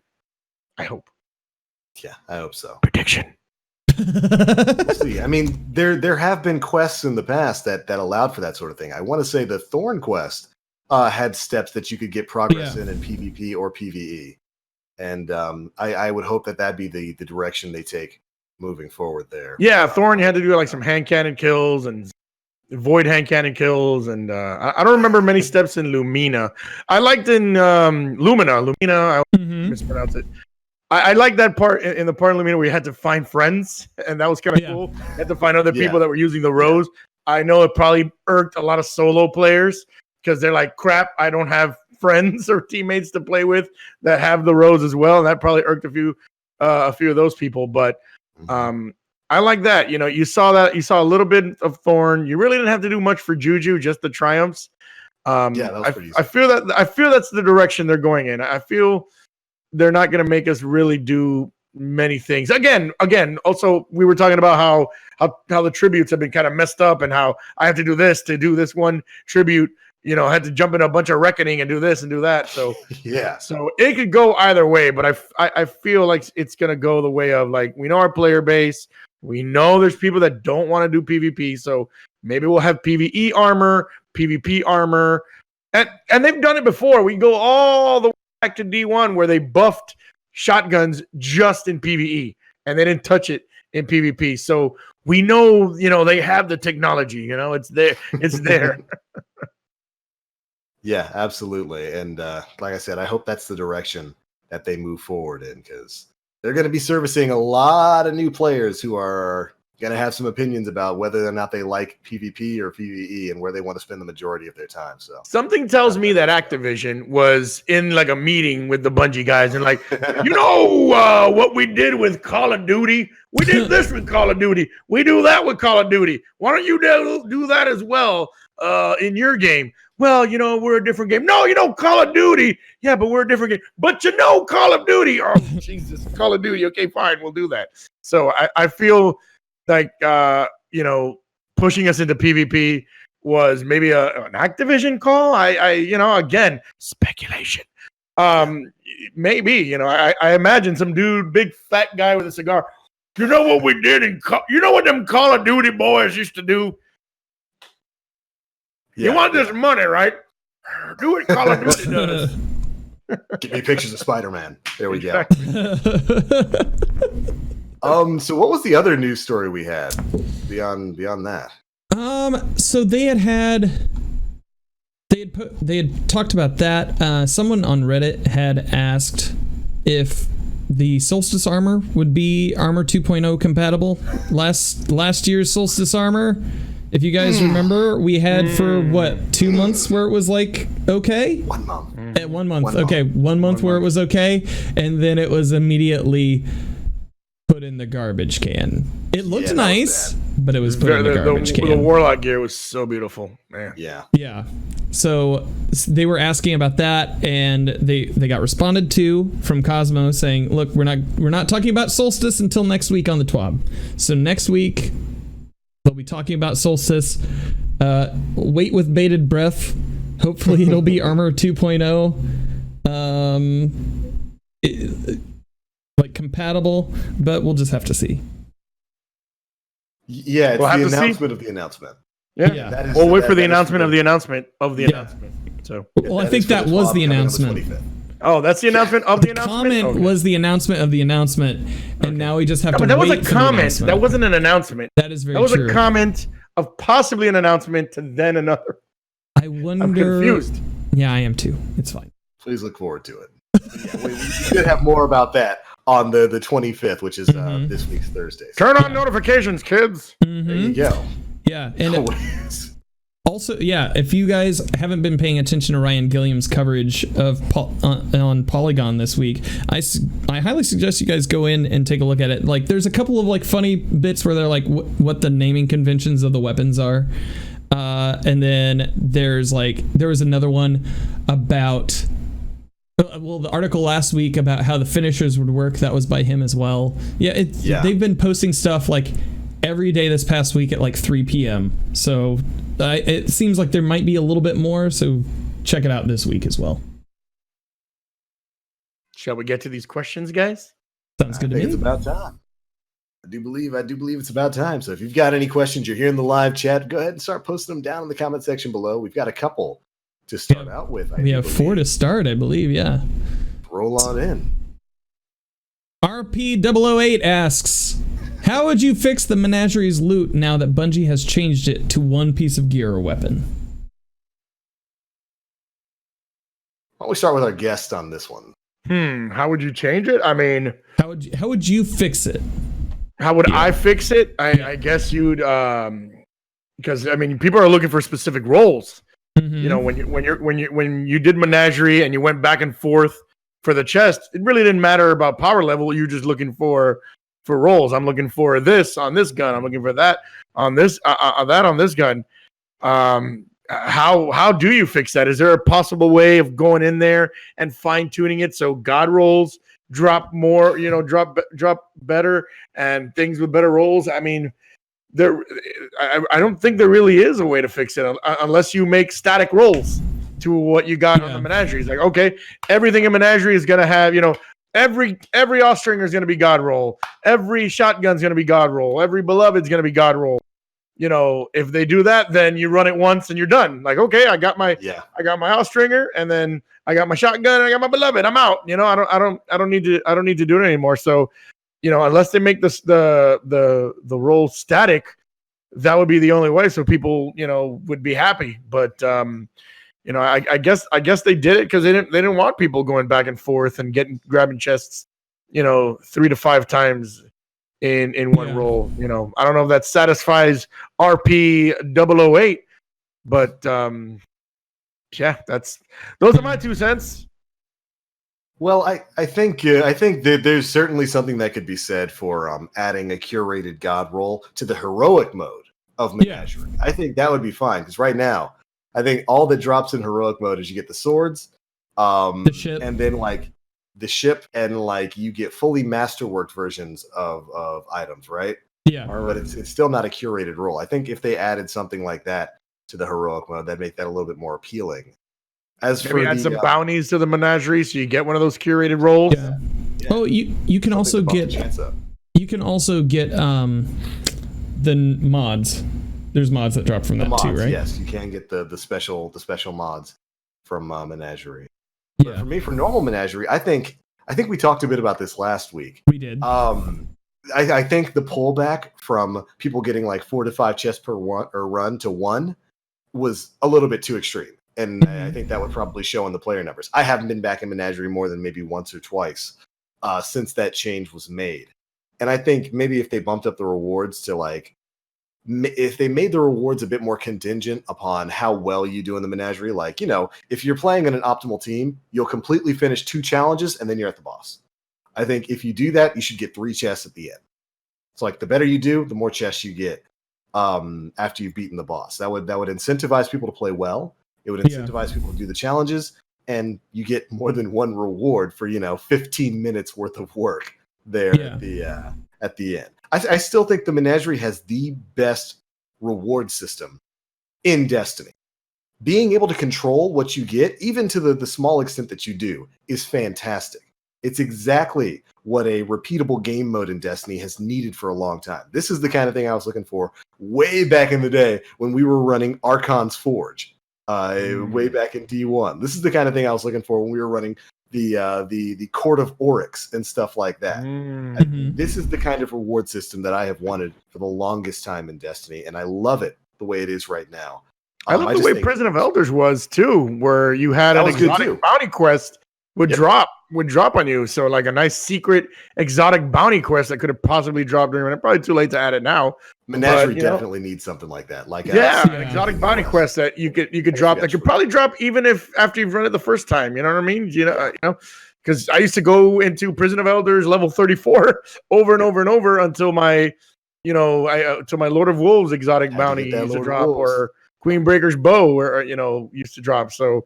That would be another cool way. It's like, hey, there's an exotic bounty that they maybe could add later on, but sorry. I still think if there were 3 chests at the end, if you could load the chalice with like 3 times the amount of runes, because by right now, I think a lot of people are at the point where they're no longer going to the chest on the barge. They're no longer buying the barge chests. No, the tithing. Yeah, you're no longer tithing.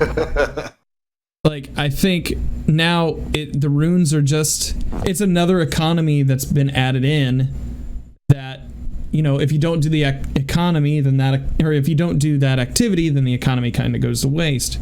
So if you had the opportunity to load 3 stacks of each rune, so you could kind of like, it would only be for like one weapon type and 1 masterwork type. But if you loaded it up for like 3 chances at an Austringer and you were able to open each chest and each chest gave you a random roll, I think that would probably be the best way to do that, in my opinion. That way you still have the opportunity at that role that you're looking for with the amount of effort that it takes to play. But it is also limited, so you have to play the activity over and over. Right. But ultimately, making it more rewarding for the time you put in to get that activity completed. Yeah. I'd agree with that. Aura, what about you? We went from an all-you-can-eat buffet to pizza by the slice. Except paying the same price. That's what they did. And it's too extreme. It was too much. And I almost wonder if there was like only like 2 versions of the code to fix it or whatever. Like maybe like a dot or a 0 is in the wrong place, and because it might even be like a timer. I don't know. I haven't run Menagerie since they fixed it, so I don't know if all of a sudden the timer goes down to like 30 or if it stays at 80 minutes. Still as long. So I don't know what they did behind the scenes to fix it, but I'm not happy about it as somebody who has farmed pretty rapidly for certain weapons. I mean, because it's not just the Menagerie weapons that you can get. Like you can farm Erentil, for instance. You can farm. I'm gonna say there's a bunch of fusion rifles. There's a bunch of sniper rifles. There's maybe even a few different hand cannons. I don't have the graph. It's been weeks since I've seen it, but these are direct paths to rewards, which is exactly what this game needs. Still randomized, which is exactly what this game needs. And if they didn't give us 5 at the very beginning, we probably wouldn't have as big an issue with it. this far down the line, but they messed up. And instead of owning the mistake and working with the community to find a middle ground, they went, no, we're just going to put it back to the way that it was. And really, that kind of killed it for me. I've got, I think, what I need out of it. So outside of trying to go for shadow and get some of the challenges and the triumphs done, I'm probably not going to be in there going after gear sets like I probably would have if I'd have known that my time would have been better vested. You know what I mean? Yeah. Agreed. Next question comes from I love Grumpy. buffets. Yeah, everybody loves buffets. Next question comes from Grumpy Drunken number 1. How do you feel about the matchmaking for QP versus comp? There's no skill-based matchmaking in Crucible. Right. There's not. There's lobby balancing because I will have players who are trying to figure out which button is the trigger on our team. But what's happening is there are a million different places for players to play, and very few players enjoy Crucible. And the ones who do enjoy Crucible are probably going to be the ones who are better at it. So it's going to feel like there is skill-based matchmaking simply because outside of the 5 games per week on a character to get your gear for your milestone, the people who are consistently playing Crucible are most likely players like myself who are not bad, who enjoy it.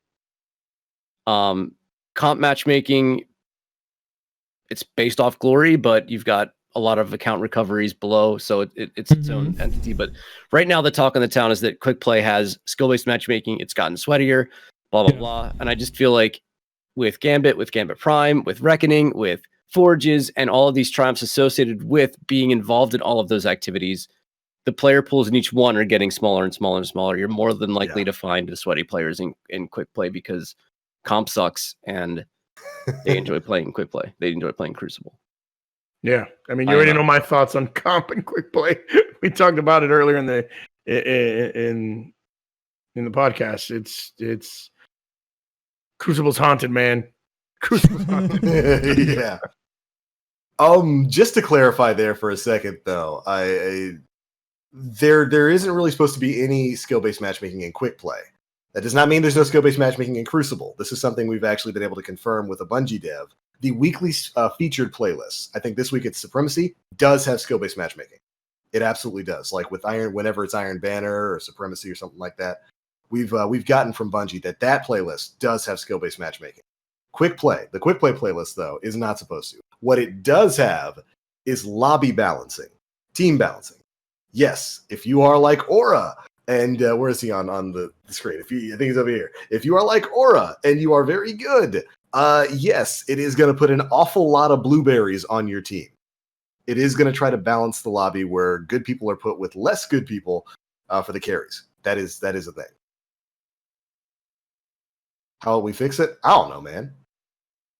Comp's busting. Unplug and plug back in. That's it. If you have any questions about where your trigger is on your controller or your mouse, please feel free to comment in the YouTube sections. That will help you locate it. Well, it's not the same for everybody, Aura. There's a whole setup process. That's why I said please feel free to comment and we will specify it. Well, if you see that your teammate is one shot battling 3 different people and you choose to light a cigarette and watch. I'm not saying because of experience personally, but no, it's listen, I'm not that. I am decent. I am not a god in Crucible. When you look at Destiny Tracker, you look at things like DTR score or Elo. He's more like a demigod, guys. It's pretty high. It's pretty high, but it's high because I play a lot. I don't think it's high because I'm particularly good. I think it's high because I play a lot. So typically in our lobbies, if I'm playing with 2 people, if I'm playing with 3 people, we're gonna get the bottom of the barrel for the players in that lobby, and we might match against 6 people who are our skill or better, which makes for a really difficult time because we don't want to, because it might as well be skill-based matchmaking because I'm still sweating my ass off every game, because so while it doesn't exist in Quick Play matchmaking, it kind of does once the lobby's formed. Yep. That is where a lot of people are running into issues right now, and you're right. This has been the talk of the town on PvP Twitter for the last couple of weeks or so, with everybody saying they're noticing weird trends. I think it's a population thing. Less people are probably playing PvP. A lot of those players are on PC, where the population was already small to begin with, and lobby balancing is pretty bad in this game. It is. I don't know what algorithm they use, but it's pretty out of whack, and that's it's weird. Like, to give you an example, I matched Nem this weekend. So I'm in Philadelphia, and Nem is in California, and we matched each other. A solo queue, solo queue. The 12 people on the planet who were playing at that time. One of them was in California, and one of them was me. So there's also that to me is 100% player population. I matched robotic Addie, and she's in Australia. Yeah. So that should tell you how messed up it is right now. I jump in. I'm like, is that robotic Addie? That is her. How did I get into a match with her? She's in Australia. So it's definitely out of whack. Yeah. Next question comes from Alias Hush. We have 1 exotic sidearm, 2 exotic fusion rifles, and 2 exotic swords, and no exotic scouts since Curse. If you had to pick one, which one of these weapon types would you want an exotic for? And will it be a new exotic or an old one, like the Dreg's Promise / Mida? Hand cannon Hawkmoon. Not on the list, but I'm saying it anyway. Stop it! Stop it! Give me another exotic hand cannon. Put it in my hand. You're gonna hurt everybody on Reddit. All million people on Reddit. I want the Boltcaster back. Yeah. I know that the Black Talon is similar to it, but nothing quite gives me the same sensation as hitting somebody with blue lightning and them thinking that they're going to get out of it alive and then exploding into lightning death. Like, that's the thing about the Boltcaster that was so crazy. Right, because it was that weird delayed reaction. Like, if it was a connection thing where people would get hit by it, oh, maybe I'm alive. Maybe I'm okay. And then they blow up. Yeah, that I want that back. Yeah. Yep. Oh, God, I love that sword. My fondest memory of Boltcaster was streaming one day. And for whatever reason, I think it was back in D1, of course, and I think Mayhem was live that week. And for whatever reason, I was struck by inspiration. So I grabbed Boltcaster, went into PvP, and put on Princes of the Universe by Queen.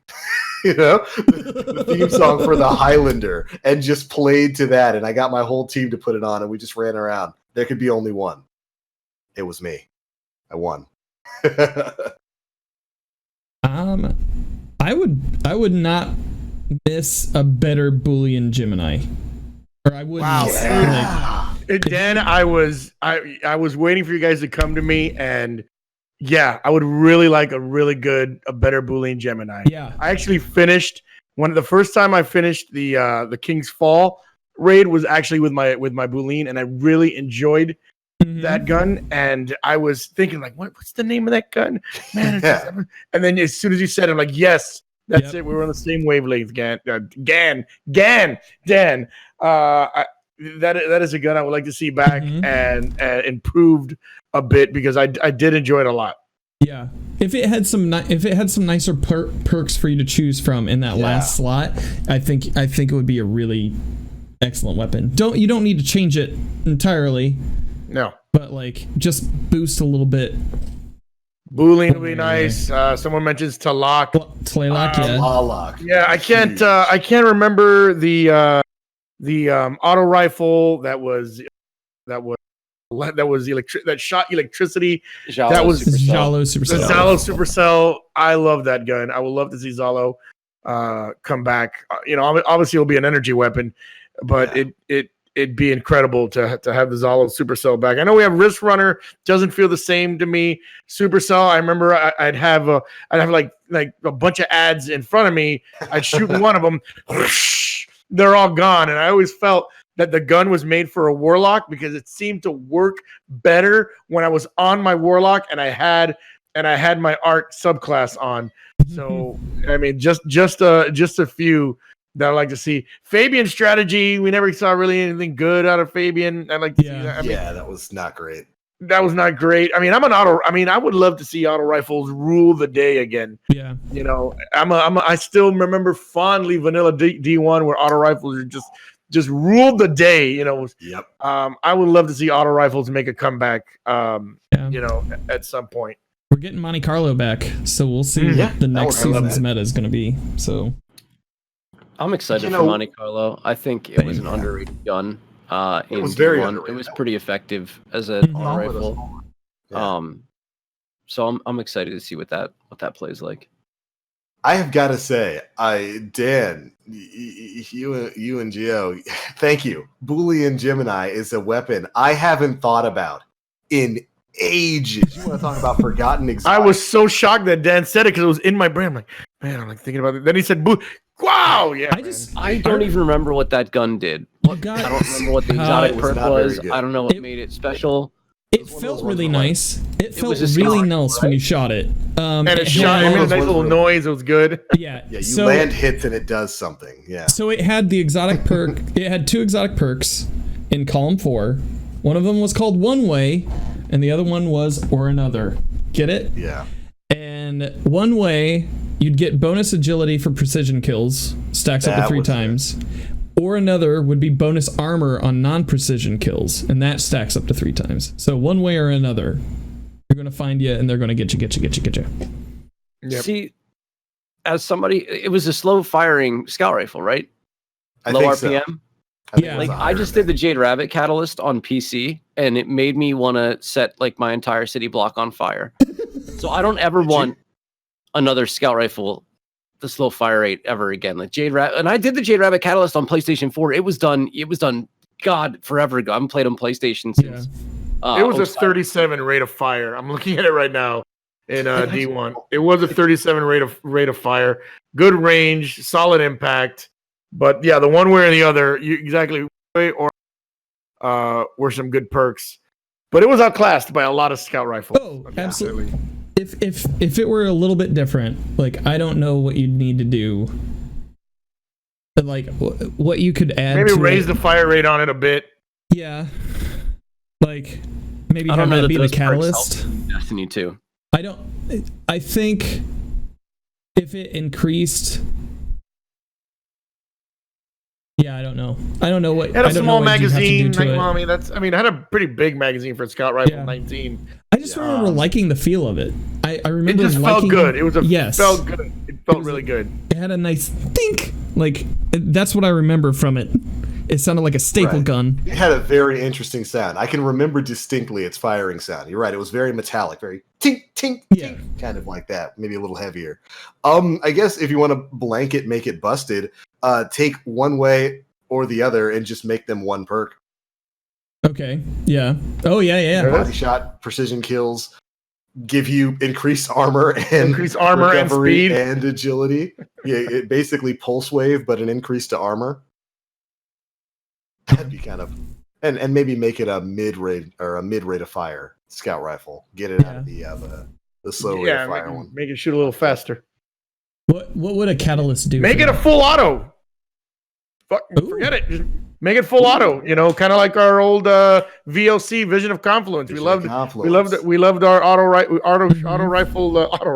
auto shooting Vision of Confluence. Make it full auto, and I think that'd be interesting. That gun would be a lot better. Full auto Boolean Gemini that gave you all the buffs on any precision kill. That would be pretty cool. That'd be interesting. That'd be neat. Final question of the night. Kinsey 900. How are you guys going to handle September with Iceborne, Shadowkeep, and Borderlands 3 all coming out within weeks of one another? I can answer that one easily. I'm playing a lot of Shadowkeep. And Borderlands 3 might be a game I play offline, when I have time, when I'm not taking care of my daughter and then eventually my son that's coming. Borderlands 3 will definitely be an offline game. Yes, I'm having a baby. Sorry, you can't go 2 hours without mentioning it. It's okay. No, I'm just kidding. I'm going Shadowkeep. I'm doing nothing but Shadowkeep. I have a renewed passion for Destiny again. Shadowkeep is going to be my main game. And Borderlands 3 will be a game that, I'll play on my Xbox. I'll play on my Xbox offline when I have those sleepless nights, and I'll just be awake playing Borderlands 3. That's that's my plans. Yeah, I have no idea how I'm going to manage my time when September comes out, because those are all games that I play. Monster Hunter World with Iceborne is going to destroy my time. Shadowkeep is, of course, going to destroy my time. Borderlands is going to destroy my time. And it doesn't end with September for me, because in October, we've got Call of Duty Modern Warfare coming out, which is going to destroy my time. I don't know. I have no idea how I'm going to make it through. Like, there's not enough hours in the day for all that. Good problem to have, though. Vaya con Dios.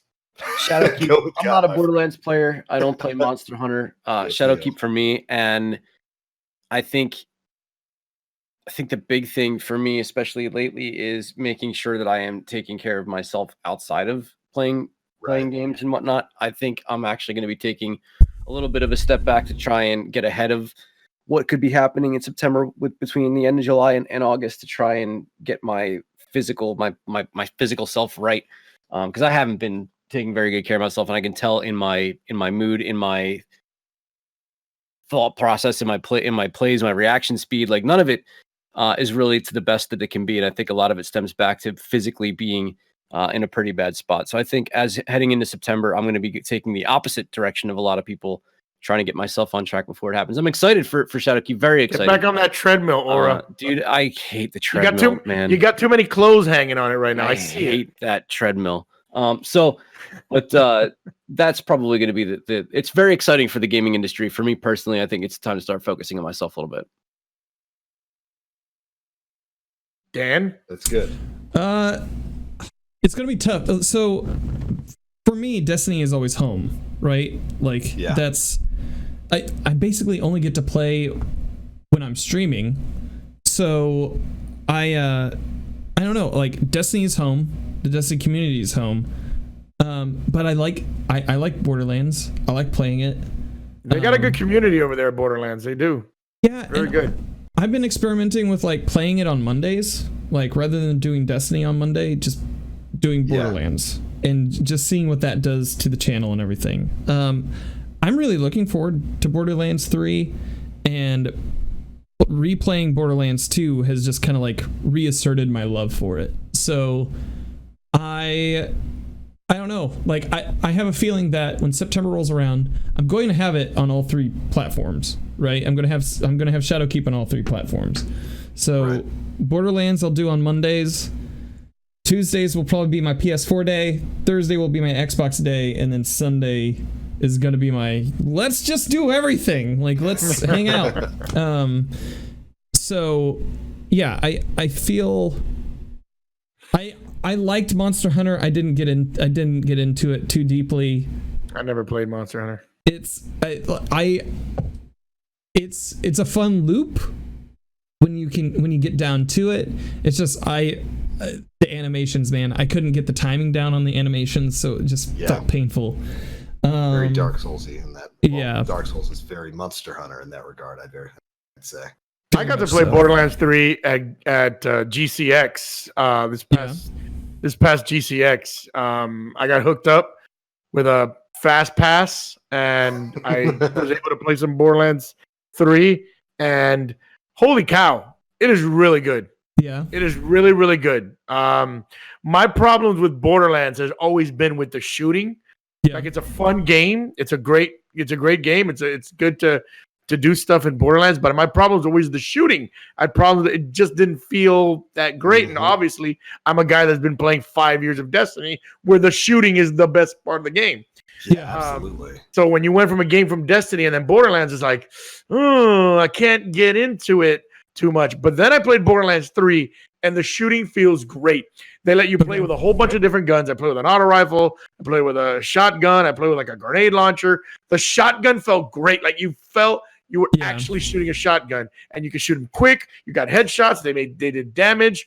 The melees were a lot of fun. They fixed the it still has its Borderlands style, but they fixed it. It looks sharper than it did before. It looks really good. I was playing it on an Xbox. They had Xboxes out there. So it looked really good, and I was like, holy cow. Before, I was like, I'm probably not going to touch this game ever, to like, I'm going to have to figure out a way to play this game, even if it's on my offline time, because just like you, Dan, the only times I really get to play is when I stream. Yeah. Is when I stream.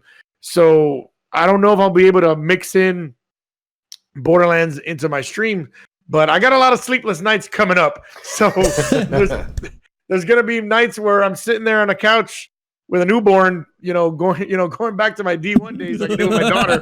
I'll be sitting there playing Borderlands 3 until it's time to wake up and do my Destiny stream. Be like bags under my eyes. Hey guys, welcome to another Guardian Outpost here.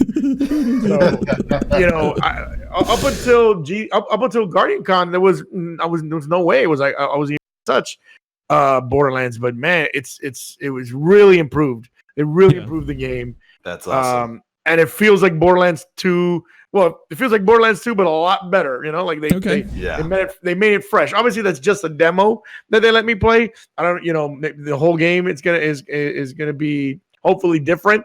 Hopefully, I don't know. I didn't play much Borderlands 1 or 2. I played Borderlands 2 right before D2 came out to get a feel for it. But that 30 minutes that I got to play Borderlands 3, it blew me away. It was very, very good. That's awesome. I've heard nothing but great things about it from everybody who's touched it. So I'm super psyched for it coming this September. Right. And playing Borderlands 2 right now, there are a couple of things that I want after playing Destiny 2, and that's like mantling and sliding. I would love those two things in a Borderlands game. That'd be very nice. If the shotguns felt a little bit nicer, because the shotguns just kind of feel like I'm shooting a marshmallow.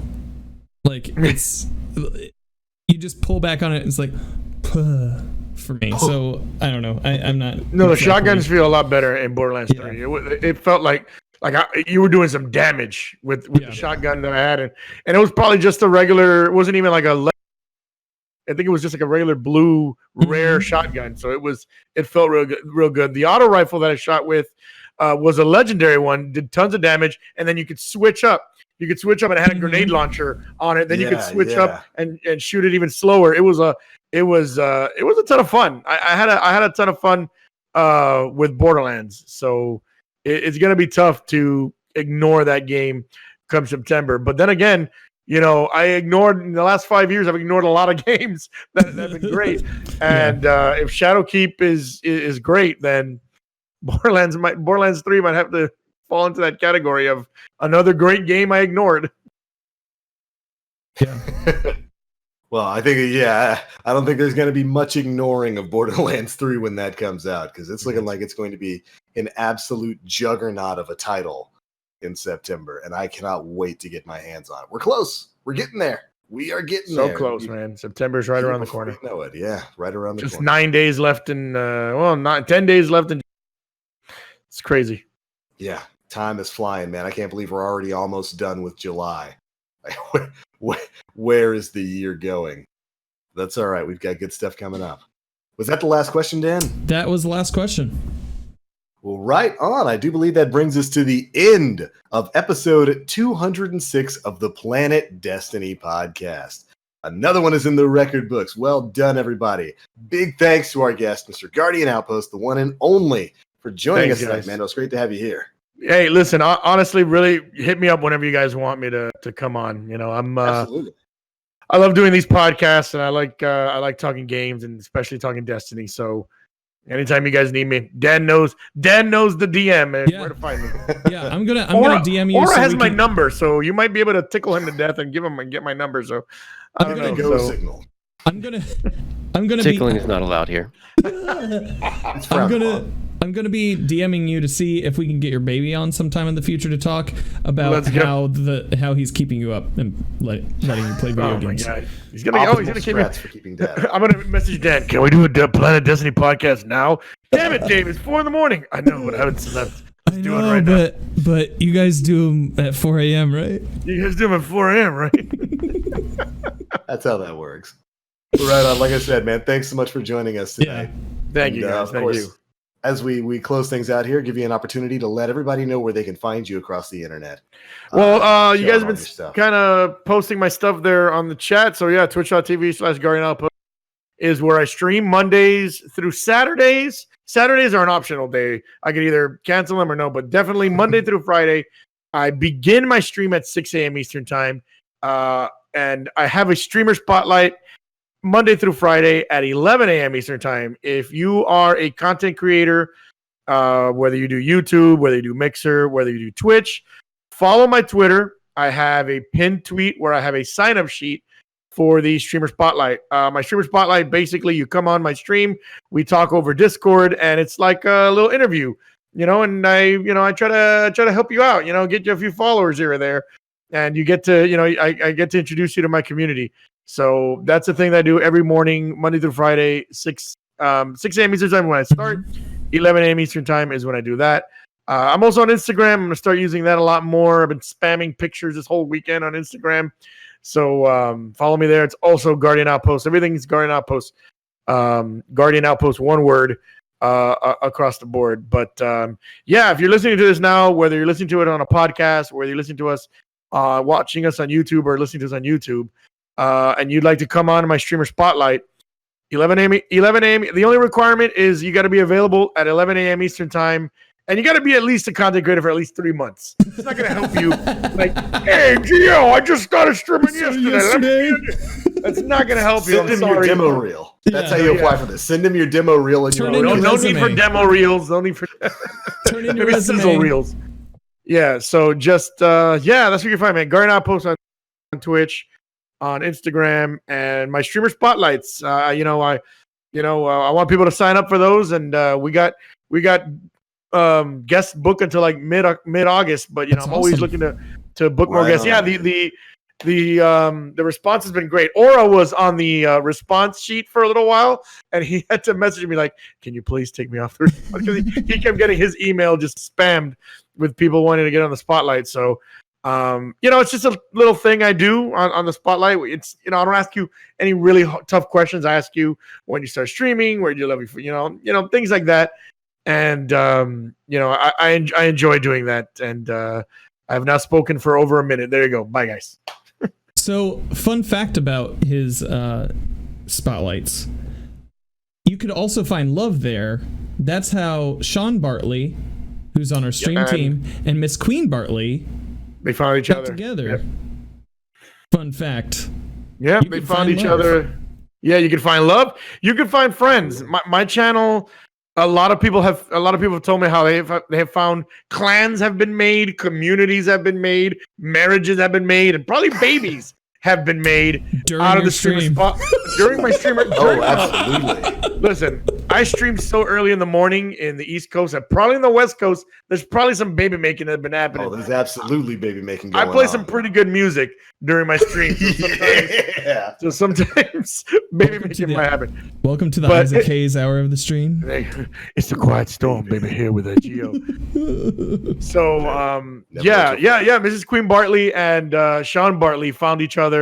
It's funny because I was interviewing Sean, and in the middle of him answering a question, I get a whisper, and it was from Mrs. Queen Bartley, she had a different gamer tag at the time. She's like, "Who is this?" I'm like, "It's Sean Bartley." "Oh, okay. Is he single?" "I don't know." "Okay." That's how it happened. That's how it happened.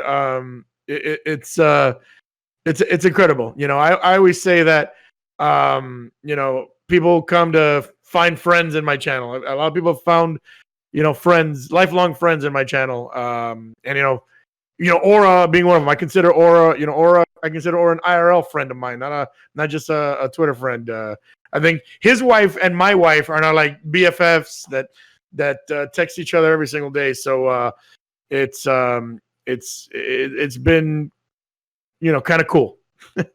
That's awesome. Only That's kind amazing. of. Only kind of Only cool. a little bit. Slightly. Really cool, Right man. Amazing. You heard the man. Get on in there, watch that stuff, and maybe you too can find yourself some love. Exactly. Geo Tinder. Come to my channel and swipe right, baby. There you go. More right swipes than you'll get anywhere else on that man's channel. Thanks again for joining us tonight, man. You've been a fantastic guest. Absolutely. Thank you, man. Thank you, boys. And of course, we're going to let you know where you can find the rest of us. I don't know if you'll find love on Aura's channel, but you will find plays. You will find as many Voot plays as you are looking for. Aura, where you at, man? You'll also find dogs. I also broadcast with my pitbull. Her name is Layla. You can find me on Twitch, twitch.tv/Aura, on Twitter, Evil Aura, 3VIL_AURA, and on Instagram. It's Aura on Twitch, on Instagram. Some stuff gaming related, most stuff photography related. You'll like it. You should definitely click the follow button there. There you go. Go check that man out. Next up, Mr. Dan Finity. Hello, guys. My name's Dan Finity. You can find me on Twitter and Instagram at DanFinity, but the I's are L's. So Dan Flannelty. You can find me on Twitch, twitch.tv/DanFinity. This week on SideQuest Sunday, we have Damn It to Hell. Damn It to Hell was an excellent guest this week. And I've started a project. It should be hitting Apple Podcasts this week. Called Destiny Digest, where each day we do like a little 5-minute snippet of news for you guys to catch up on. Green Eyed Music Lovers from Focus Fire Chat is the lore correspondent, and Arrowcast, who's in with the Destiny Reset podcast guys, is a part of that as well. So yeah, check it out. Right on. Make sure you check that man out. He's got a great podcast. Well, a series of podcasts now. This man has just got a feature in audio works. I'm becoming a podcast impresario. It's so good. The one and only. Yeah. They're great, though. SideQuest Sunday in particular is a fantastic show. It's always really entertaining to see who he's got on there. I love SideQuest Sunday. It was a fun time. Right. SideQuest Sunday was actually the last podcast I did before I went on one of my many hiatuses of 2018. I remember that because we promoted it, and then you were like, bye, literal guys. weeks after, No, I mean, I don't want to bum people out, but there was reason, family, why I had to take that first hiatus. The second hiatus was more like, I need to step away from this stuff for a little while. But the first hiatus was like, I remember taking the hiatus, and then Dan DMs me. He's like, hey, should I run the SideQuest Sunday? Oh, crap. Yeah, man, do it. Listen, I'm sorry. I don't want to put a hole in your... Yeah, you run it. It was very nice because I heard the podcast and he actually read my like going away message, and it kind of made me cry. Like, he read it perfectly because Dan even like paused at the right places the way I typed it. I'm like, wow. Dan, wow, it was really good. So I really had a good time on SideQuest Sunday. Definitely a podcast you should check out. 100%. But of course, my name is The Black Link. You can find me pretty much everywhere on the internet, Twitch, Twitter, YouTube, all of that at The Black Link. I don't know. I might stream this week. I might not. Depends on whether I want to. You see, Guardian Outpost at least has good reasons for going on hiatus. I just wake up and say no. I have no reason. I'm awful with my stream schedule. I need to get back on that, but who knows? We'll see. We'll see what the coming week, what my schedule looks like, but you guys know where to find me. But all right, everybody, that is it for episode 206 of the Planet Destiny podcast. This one has been a ton of fun. Thank you guys so much for tuning in. Thanks to Guardian Outpost once again for joining us. And of course, we'll catch you all in the next one. Bye, everybody.